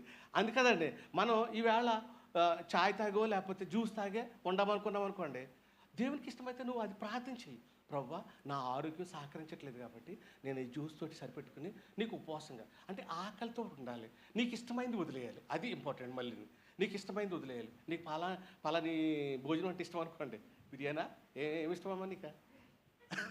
చేపల కూర ఇష్టమా? లేకపోతే ఏదో బీఫ్ ఏదో ఇష్టం కదా, అది బాగా వండుకు తింటాం కదా, అది వదిలేయాలి.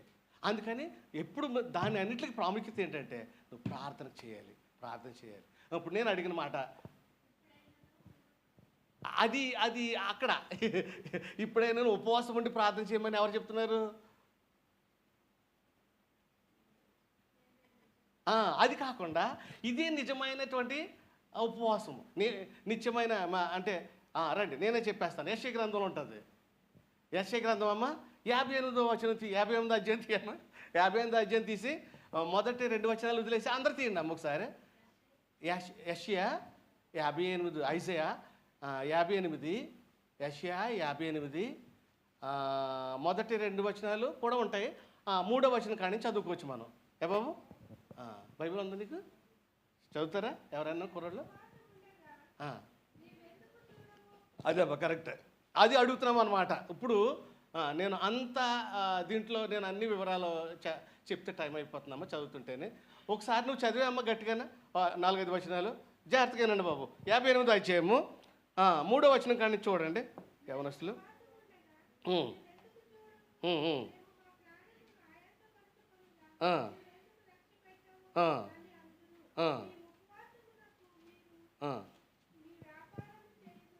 నువ్వు కూడా చూడు బాబు, ఇదిలో ఉంది, చదువుకోవచ్చు కదా. చూడండి. అవునవును, వినండి అమ్మ, ఆ మాటలు వినండి. ఆ మాటలో ఉన్నటువంటి 1-2 విషయాలు మనకే అర్థమైపోతా. చెప్పండి.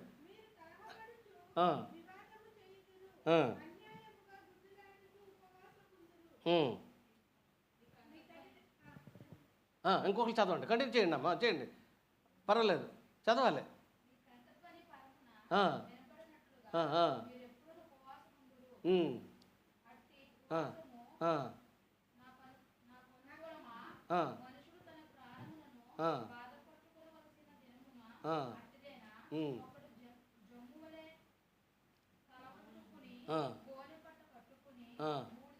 బూడిద కూర్చుంటుట నాకు ఇష్టమా? ప్రీతికరమ.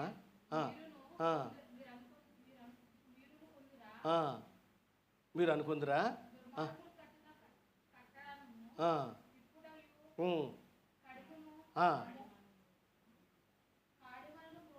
కాడిమాను మేకులను, ఎందుకంటే ఇది ఎక్కడ వస్తుందంటే అమ్మ, కాడిమాను మేకులు ఎందుకు వస్తుందంటే యవనస్తులు కాడి మోయిట దేవుడికి ఇష్టం. ఓకే, కంటిన్యూ చేయి. అది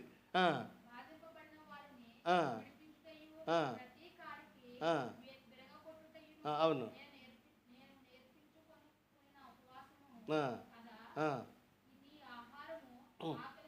అది నీ ఆహారము ఆకలి గుణ వారికి పెట్టండి.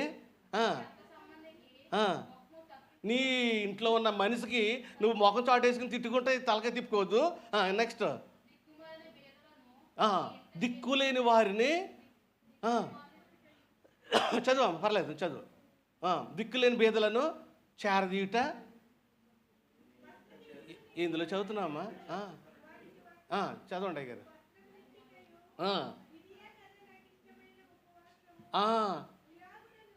అది ఇప్పుడు చూడండి అమ్మా, ఇలాగను నువ్వు చేసిన ఎడల ఆమె నీ వెలుగు వేకువ చుక్కవలే, అంటే అనేక మందికి చుక్కలాగా నువ్వు స్టార్ అనమాట, నువ్వు స్టార్ అయిపోతావు. నెక్స్ట్ అమ్మా, స్వస్థత నీకు శీఘ్రంగా. అమ్మా ఒకసారి ఈ ఉపవాసం చేయడం వల్ల ఇప్పుడు దాకా ఉపవాసం ఏ రకమైన ఉపవాసం చేయాలో చెప్పాడు దేవుడు. ఆ ఉపవాసం చేయటం వల్ల నీకేం కలుగుతుందంటే స్వస్థత కలుగుతుందంట. 53వ అధ్యాయంలోనేమో నా వల్ల నీకు స్వస్థత కలుగుతుందంటే ఈ ఉపవాసం వల్ల ఏం కలుగుతుందమ్మా? నీకు స్వస్థత కలుగును. నెక్స్ట్ అమ్మా, నెక్స్ట్ నీ నీతి, నువ్వు నీతిమంతుడిగా ఎంచబడదు.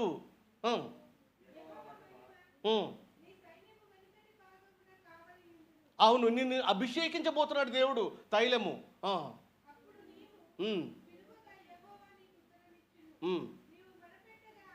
అది ఇప్పుడు మొర పెడితే నువ్వు ఆలకించే దేవుడు నీకు తోడుగా ఉంటున్నాడు. ఆమేన్, హల్లెలూయా. ఇంకా ఉన్నాయమ్మా మంచి మాటలు. ఇంకా చదివామ్మా ఇంకో మాట.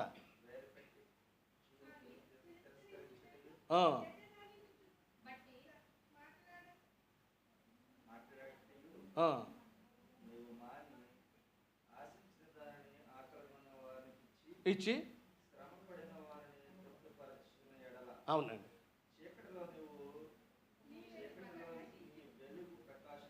అవును,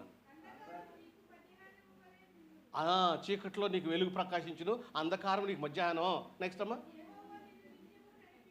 ఆమె యెహోవా నిన్ను. అవునండి, ఊట వల్లే. అవును,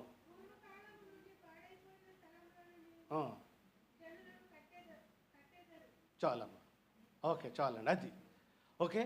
నీవు ఎప్పుడు కూడా పచ్చని ఉబుకుచూ ఉన్నటువంటి చెట్టు వలె, ఓకే, దుష్టుల ఆలోచన చెప్పుకుని నడవక, పాపుల మార్గం నిలవక, అపహాసకులు కూర్చుండక యెహోవా ధర్మశాస్త్రమందు ధ్యానించుచు దివారాత్రము దాన్ని ధ్యానించువాడు అట్టివాడు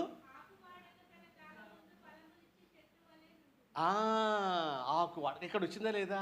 ఎప్పుడు కూడా నువ్వు ఆ రీతిలో అనేక మందికి ఉపయోగపడే. నేను ఇప్పుడు మనం చెప్పుకోవాల్సిన విషయం ఏంటంటే, నువ్వు నిజంగా ఈ దినాల్లో ఉపవాసం ఉన్నావా? ఒకవేళ ఉపవాసం ఉండలేకపోయావా?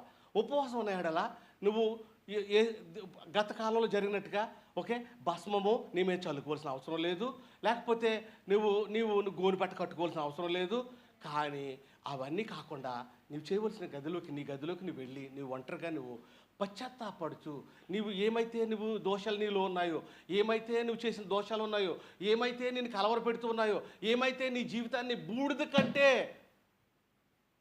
ఓకే దీనస్థితిలో నువ్వు తగ్గించుకుని మాట్లాడితే దేవుడితోటి అప్పుడు ఇవన్నీ నెరవేర్చడానికి దేవుడు నీకు సహాయం చేస్తాడు. ఇక్కడ ఇది వదిలేయమని చెప్పట్లేదు దేవుడు, అక్కడ అవి వదిలేయమని చెప్పట్లేదు. నువ్వు ఈ రోజున ఉపవాసం ఉంటేనంటమ్మా ఉపవాసం ఉంటేనంట మన ఆహారం ఎవరికి పెట్టాలంటమ్మా? ఆకలి ఉన్న వాళ్ళకి పెట్టాలి. ఓకే, ఈవేళ నువ్వు ఉపవాసం ఉన్నావా? ఉపవాసం ఉండలేకపోయావా? ఓకే, మరి హాస్పిటల్లో ఉన్న వాళ్ళని చూడగలిగావా? నీ ఇంట్లో ఉన్నట్టు నీ బంధువుల్ని, లేకపోతే నీ రూమ్లో ఉన్న రూమ్మేట్ని ఆడు బాగోలేదనుకోండి, ఈడ పోతాడులే అనుకుని వెళ్ళిపోతున్నావా? సహోదరుడా, ఇది మన నిజమైన ఉపవాసం. ఏంటంటే నీ శత్రువులను ప్రేమించు. ఓకే, నీకు అడ్డంకులుగా వచ్చే వాళ్ళని ప్రేమించు, నిన్ను దూసే వాళ్ళని ప్రేమించు, నీ పక్క నుండి ఆహారం లేకుండా బాధపడుతున్న వాళ్ళని ప్రేమించు, అనారోగ్యంగా ఉన్న వాళ్ళని ప్రేమించు. అర్థమైందా? నువ్వు అనేకమైనటువంటి ఈ మంచి పనులు జైల్లో ఉన్న వాళ్ళని పరామర్శించు. ఓకే, ఇంట్లో కలహాలతో ఉన్నటువంటి కుటుంబంలో నువ్వు ఓకే వాళ్ళని పరామర్శించు, వాళ్ళకి మంచి మాటలు చెప్పు. ఓకే, ఇలాంటి అన్నీ కూడా ఇవన్నీ చేయటమే కదా నాకు ఇష్టమైనటువంటి ఉపవాసము. ఎవరు అంటున్నారా ఆ మాట? దేవుడు అన్నాడు స్వయానంగాను. ఓకే, యెహోవా దేవుడు అంటున్నాడు ఇదే కదా నాకు ఇష్టం. అప్పుడు దాని ద్వారా నీకు కలిగే లాభాలు ఏంటమ్మా? దాని ద్వారా నీకు కలిగే లాభాలు ఏంటంటే నువ్వు ఆరోగ్యంగా ఉంటావు, నీ కుటుంబం సంతోషంగా ఉంటుంది, నువ్వు వేకు చుక్క వల్ల వెలుగు కలిగి ఉంటావు. ఓకే, అనేక మందిని వెలుగులో నడిపించేవాడుగా ఉంటావు, నీటి కాలువల వారం నాటబడిన చెట్టు వల్లే ఉంటావు. ఆ చెట్టు ఎప్పుడు కాతను ఉంటుంది తప్ప, ఆ చెట్టు ఫలాలు అందరూ అనుభవిస్తూ ఉంటారు తప్ప నీ ఫలాలు నా ఫలాలు ఎవరైనా అనుభవిస్తున్నారా? లేదు. మనం ఎప్పుడు ఆలోచించలేదు వాటి గురించి. అసలు నా ఫలాలు అంటే ఏంటమ్మా? మన ఫలాలు మనం ఎవరికైనా సహాయం చేయటం బట్టి ఆ బిడ్డ బాగున్నాడా, ఆ కుటుంబం బాగుందా అని ఎప్పుడైనా వెనక్కి తిరిగి నెమరేసుకున్నారా? ఇలాంటి అనుభవాలు ఎవరికైనా జరిగాయా? ఎక్కడైనా ఒక సాక్ష్యం కనపడుతుందా? అన్న పలాని రోజుని అక్కడ నేను ఆ మంచి పని చేసి వచ్చాను, ఆ కుటుంబం దేవుని దయ వల్ల నేను వెళ్ళి సహాయం చేయటం వల్ల బాగుంది, అది మన ఫలం. అర్థమైందండి? ఒక అబ్బాయికి ఎవరికైనా మంచి చేసామా, పడిపోతున్నామని బాగు చేసామా, మదర్ తెరిసేలాగా ఆ వీధుల్లో పడి ఉన్నటువంటి సెంటిమెంట్ని తీసుకొచ్చి కడిగి తుడిసి ప్రాణం పోసి ఆ బిడ్డకి ఆహారం పెట్టి పోషించామా? అవి కదా మన ఫలాలు. అటువంటి దేవుడు భాగ్యాన్ని ఆ భాగ్యాన్ని ఈ లెంట దినాల్లో జ్ఞాపకం చేసుకోవటానికి దేవుడు మనకు సహాయం చేయాలి. ఓకే, మనం బూడిద రాసుకున్నంత తగ్గింపు తెచ్చుకోవాలి మనం. ఓకే, అంత తగ్గింపుతో ప్రభువా ఇదిగో నీకు ఇష్టమైన బలి ఏముందో తెలుసా, నాకు ఈ 58 అధ్యాయాలు ఇచ్చినటువంటి ఈ మాటలన్నీ నాకు అర్థమయ్యాయి. నేను ఖచ్చితంగా ఈ పనులు చేస్తాను ప్రభా అని మీకు తెలియకుండానే చేయండి. అలా మీరు అనుకోవద్దు, మీ మంచితనమే, మీ ప్రేమే అవన్నీ చేసేస్తాయి. నువ్వు కొన్నిసార్లు మనం మంచి చేసామని మనకు అనిపించదు. ఇప్పుడు ఫర్ ఎగ్జాంపుల్ పడిపోయిన ముసలమ్మ పెద్ద ఎవరో లేపము, కాలు తుడిసాము, కాలుకి ఆయిల్ రాసాము, ఓకే, తీసుకెళ్ళి హాస్పిటల్ వదిలేసి వెళ్ళిపోయాం, మన పని అయిపోయింది. అంతేనమ్మా? నువ్వు మేలు చేసావు అక్కడ. దేవుడేదో నాకు ఇప్పుడు ప్రభా ఆవిడకి నేను చేశాను కదా, నువ్వు నాకు ఆరోగ్యం నాకు ఏమిస్తున్నావు అని అడుగుతావా? అడగము. అలా మేలు చేసి వెళ్ళిపోతే అదే నిజమైన ఉపవాసం. హల్లెలూయా. ఆ ఉపవాసాలు కూడా మానొద్దు. ఈ ఉపవాసాల్లో కూడా మనం చేయగలిగినంత చేయాలి. దేవునికి ఇష్టలుగా బ్రతకాలి. బూడిదలో ఉన్నటువంటి తత్వాన్ని, ఆ బూడిదకున్నటువంటి ఆ తగ్గింపుతనాన్ని, ఆ సాదృశ్యాన్ని, బూడిద ఏ రకంగా అయితే మనకి ఏ గుణాలైతే చెప్తుందో మనలో పశ్చాత్తాపం కలగాలి. మనం మనం మరణింతామన్న విషయం మనకు తెలియాలి. మళ్ళీ మన శ్రమలు, మన కన్నీరు అక్కడ మనకి ఆ బూడిద ద్వారా కనపడాలని ఆ బూడిద జ్ఞాపకం చేస్తున్నారు తప్ప ఆ దేవుడు మనకి ఈ రీతిలో ఈ ఉపవాసాల దినాల్లో మనం మంచిగా బ్రతకాలి. ఈ ఉపవాసాల దినాలు ఏం గుర్తు చేయాలి? యేసుప్రభు వారి యొక్క సిలువ జ్ఞానాన్ని గుర్తు చేయాలి. యేసుప్రభు వారు చేసినటువంటి శ్రమలు గుర్తు చేయాలి. యేసుప్రభు వారు మరణించినటువంటి మరణాన్ని గుర్తు చేయాలి. నీ కొరకు నా కొరకు చనిపోయారన్న విషయాన్ని జ్ఞాపకం చేసుకోవాలి. మళ్ళీ తిరిగి మరణించారన్న హోప్ మనకు కావాలి. తిరిగి మళ్ళీ లేచారన్న విషయాన్ని, పునరుద్ధరణుడైన అన్న విషయాన్ని, ఆయనకులాగే మనం తిరిగి లేస్తామన్న విషయాన్ని జ్ఞాపకం చేసుకోవటానికి దేవుడు ఈ 40 దినాలు, ఈ లెంట్ డేస్, ఓకే అన్న మాటలు ఇచ్చాడు. లెంట్ అంటే వేరే మాట. అది ఏంటంటే చిగురించు కాలము. అంటే మనమంట పాత జీవితాన్ని వదిలేసి నూతనంగా చిగురించాలంట, నూతనంగా మారాలంట. అది దాని అర్థం. లెంట్ అన్న గ్రీక్ పదం అనమాట. లెంట్ అన్న పదానికి అర్థం ఏంటంటే, లెంట్ స్పెల్లింగ్ ఏంటమ్మా? LENT. లెంట్ అంటారు కదా, ఇది మనకు అనేసుకుంటాం మాటలు. లెంట్ అన్న పదానికి అర్థం ఏంటంటే, మనకి ఏమంటారు, గ్రీష్మకాలం వస్తుంది, వసంతకాలం వచ్చినప్పుడు మొగలన్నీ పువ్వులు అలా పోస్తూ ఉంటాయి అనమాట. అందరికీ ఆహ్లాదాన్ని ఇస్తుంది. మనం కూడా అలాంటి సంతోషాన్ని ఇచ్చే మనుషులుగా మారాలని దేవుడు ఆ మాటని వాళ్ళు వాడారు. అది దేవుడు మనందరికీ ఆ రీతిలో బ్రతకడానికి, మళ్ళీ దేవుడు ఏదైతే ఆయనకి ఇష్టమైన ఉపవాసం అన్నాడో ఆ ఉపవాసంలో ఉంటాకి, దేవుణ్ణి ఒంటరిగా గదిలో ఉండి ప్రార్థన చేయటానికి, దేవుడు ఈ వారం అంతా ఉండలేకపోయావా, ఒక్కరోజైనా ఉండి ఆ ఒంటరిగా నువ్వు ప్రార్థన చేస్తే దేవునికి ఇష్టమైనటువంటి కార్యం. అట్టి కార్యం దేవుడు మనందరి చేత చేయించును గాక. మనం అనేక మందికి దేవుని ప్రేమ చూపించదు గాక. ఆమేన్, ఆమేన్.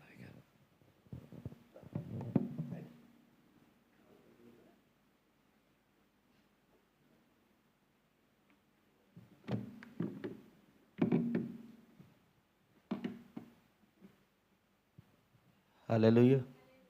ఇంతవరకు కూడా చక్కని మాటలు మనం విన్నాం కదండి. భస్మ బుధవారం అంటే బూడిదలో ఉన్నటువంటి ఆ యొక్క పరమార్థాన్ని మనం విన్నాం.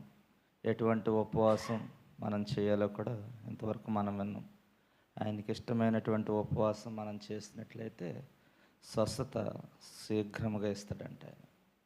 ఆయనకి ఇష్టమైనటువంటి ఉపవాసం మనం చేసినట్లయితే నీతి మన ముందర నడిచే విధంగా ఆయన చేస్తాను అంటున్నాడు. అంత మాత్రమే కాదు, నిజమైన ఉపవాసం, ఆయనకి ఇష్టమైనటువంటి ఉపవాసం మనం చేసినట్లయితే ఆయన మహిమ మన వెనక కావలుగా ఉండునని చక్కని మాటలు తెలియపరిచినటువంటి చంద్రపులానికి ప్రత్యేకమైన వందనాలు తెలియపరుస్తున్నాను. అలాగే శుక్రవారం మరలా మన ఆరాధన యథావిధిగా జరుగుతోంది. మొదటి శుక్రవారం కనుక ఆరాధన పరిశుద్ధమైన బల్లారాధన, అందరూ తగిన సిద్ధపాటు కలిగి రండి. ఈ యొక్క శ్రమ దినాల్లో మనం సిలువలో పలికినటువంటి 7 మాటలను మనం ధ్యానించుకుందాం. మొదటి మాటగా మనం శుక్రవార దినాన్ని క్షమించు అనే మాటను మనం ధ్యానించబోతూ ఉన్నాం కనుక అందరూ కూడా ప్రార్థనాపూర్వకంగా రావాలని మరొకసారి నేను తెలియపరుస్తూ ఉన్నాను. ఎందుకంటే ఈ యొక్క ఉపవాసాలు లెంట్ డేస్ అంటేనే తగ్గింపుకు సాదృశ్యం కనుక ప్రతి ఒక్కరు కూడా తగ్గించబడాలి. ఎవరైతే తగ్గించుకుంటారో వారు హెచ్చించబడతారు, హెచ్చింపబడిన వారు తగ్గించబడతారు. కనుక మనందరము కూడా తగ్గించబడి ఆయన సన్నిధిలో మోకరించి ప్రార్థన చేసుకునే వారంగా ఉండాలి. కనుక అందరూ గమనించాలని మరొకసారి నేను తెలియపరుస్తున్నాను. సమయంలో ప్రార్థన చేసుకుందాం. అన్ని విషయాల కొరకు ప్రభు సహాయం చేయలేక ప్రార్థన చేసుకుందాం. కృపాజన్యత కొరకు ప్రార్థిస్తూ ఉన్నాం. మరి చిన్న బిడ్డ మరలా బలహీనంగా ఉన్నారని తెలియపరిచారు. ఆ బిడ్డ కొరకు అందరూ కూడా ప్రార్థన చేయండి. మంచి ఆరోగ్యాన్ని, స్వస్థతని మరి ఆ కుమారుడికి ప్రభు అనుగ్రహించలాగా మరి అందరం కూడా ప్రార్థన చేద్దాం. లక్ష్మణ్ గారు కూడా మరి క్షేమకరంగా ఇండియా వెళ్ళి ఉన్నారు. మరి వారి కొరకు ప్రార్థన చేద్దాం, కుటుంబం కొరకు ప్రార్థన చేద్దాం. తమ్ముడు జీవన్ మెడికల్కి రేపు మధ్యాహ్నం అపాయింట్మెంట్, మెడికల్ అన్నీ కూడా బాగా వచ్చి మళ్ళీ దేశం వచ్చేలాగా ఆయన పనులు వడబడలాగా ప్రార్థన చేద్దాం.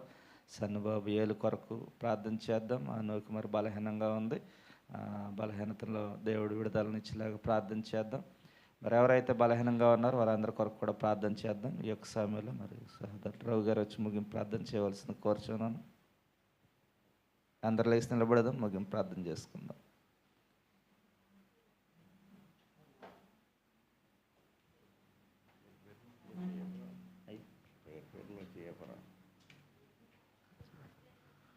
దేవునికి మహిమ కలిగిన గాక. మరి బసం బుధవారం మనకు ఆరాధన గురించి మీరు అందరూ విన్నారు. అలాగే మరి లెంట్ డేస్ 40 రోజులు. మరి 40 అనేది బైబిల్లో చాలా ప్రాముఖ్యమైన అంకె అన్నమాట. మరి శ్రమ దినాలు అంటే అనేకంటే సెలవు ధ్యాన దినాలు అని పిలవాలి ఎక్కువగా. ఎందుకంటే దేవునికి దగ్గరగా చేరటానికి ఈ 40 దినాలు ఉపయోగపడతాయి అన్నమాట.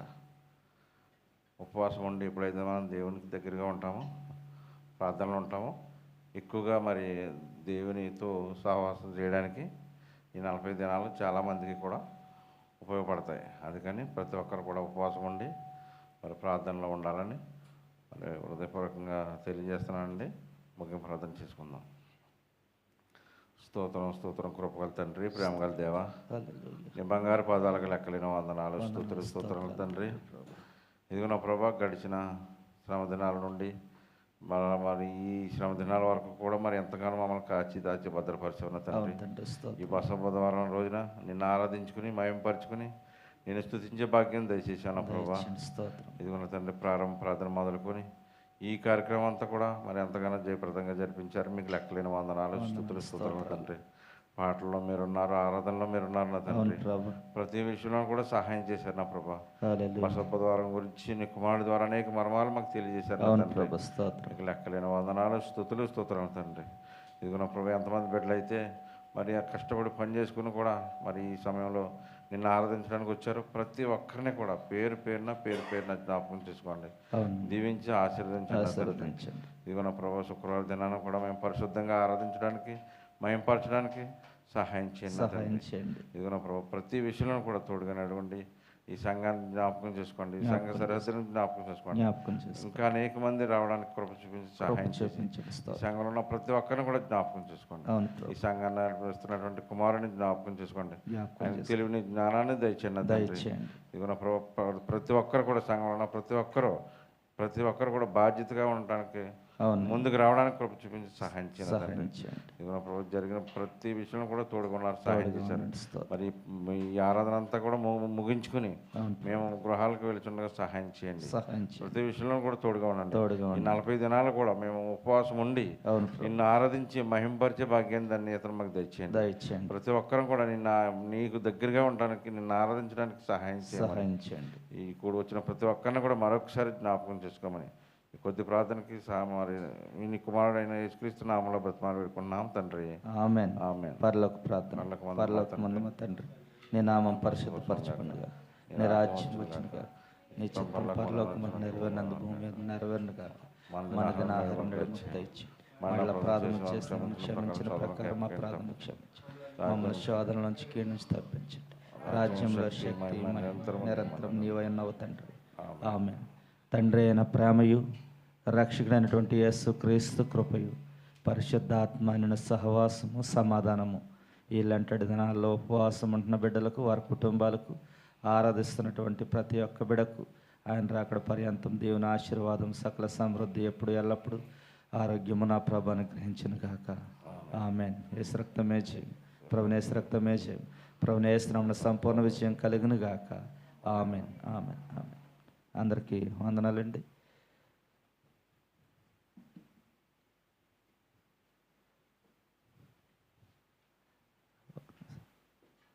ఈ యొక్క లెంట్ డేస్లో మరి ఈ సంవత్సర కాలం అంతా కూడా మనం ఎవరినైనా ఇబ్బందికరంగా మన ప్రవర్తన ద్వారా కానీ, మాట ద్వారా కానీ, క్రియల ద్వారా కానీ ఎవరినైనా బాధించినట్లయితే మనందరము కూడా వారిని క్షమించమని అడిగి ఉపవాసాల్లో చక్కగా ఆచరించవలసిందిగా కోరుచు ఉన్నాను.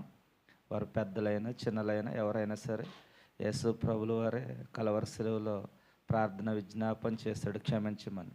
ఆయనతో పోల్చుకుంటే మనం ఎందుకు పనికిరాని వాళ్ళు.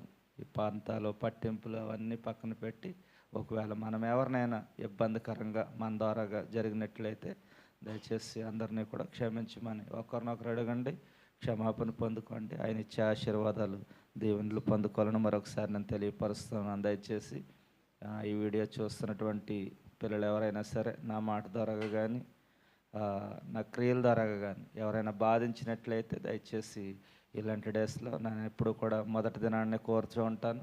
అందరూ కూడా నన్ను క్షమించి ఈ యొక్క ఉపవాస ప్రార్థనలో పవిత్రంగాను భక్తితోటి మనం ఆచరించి ఆయన ఇచ్చే దేవునిలో ఆశీర్వాదాలు పొందుకోవాలని మరొకసారి నేను తెలియపరుస్తున్నాను. ఎందుకంటే ఆయన నిన్ను వాళ్ళ నీ పొరుగు వారిని ప్రేమించు అని మనకు తెలియపరచడం. అలా మనం ఒకరినొకరు ప్రేమించుకునే విధంగా మనం ఉండాలి. దయచేసి మొదట వారంలోకి మనం వెళ్తూ ఉన్నాం.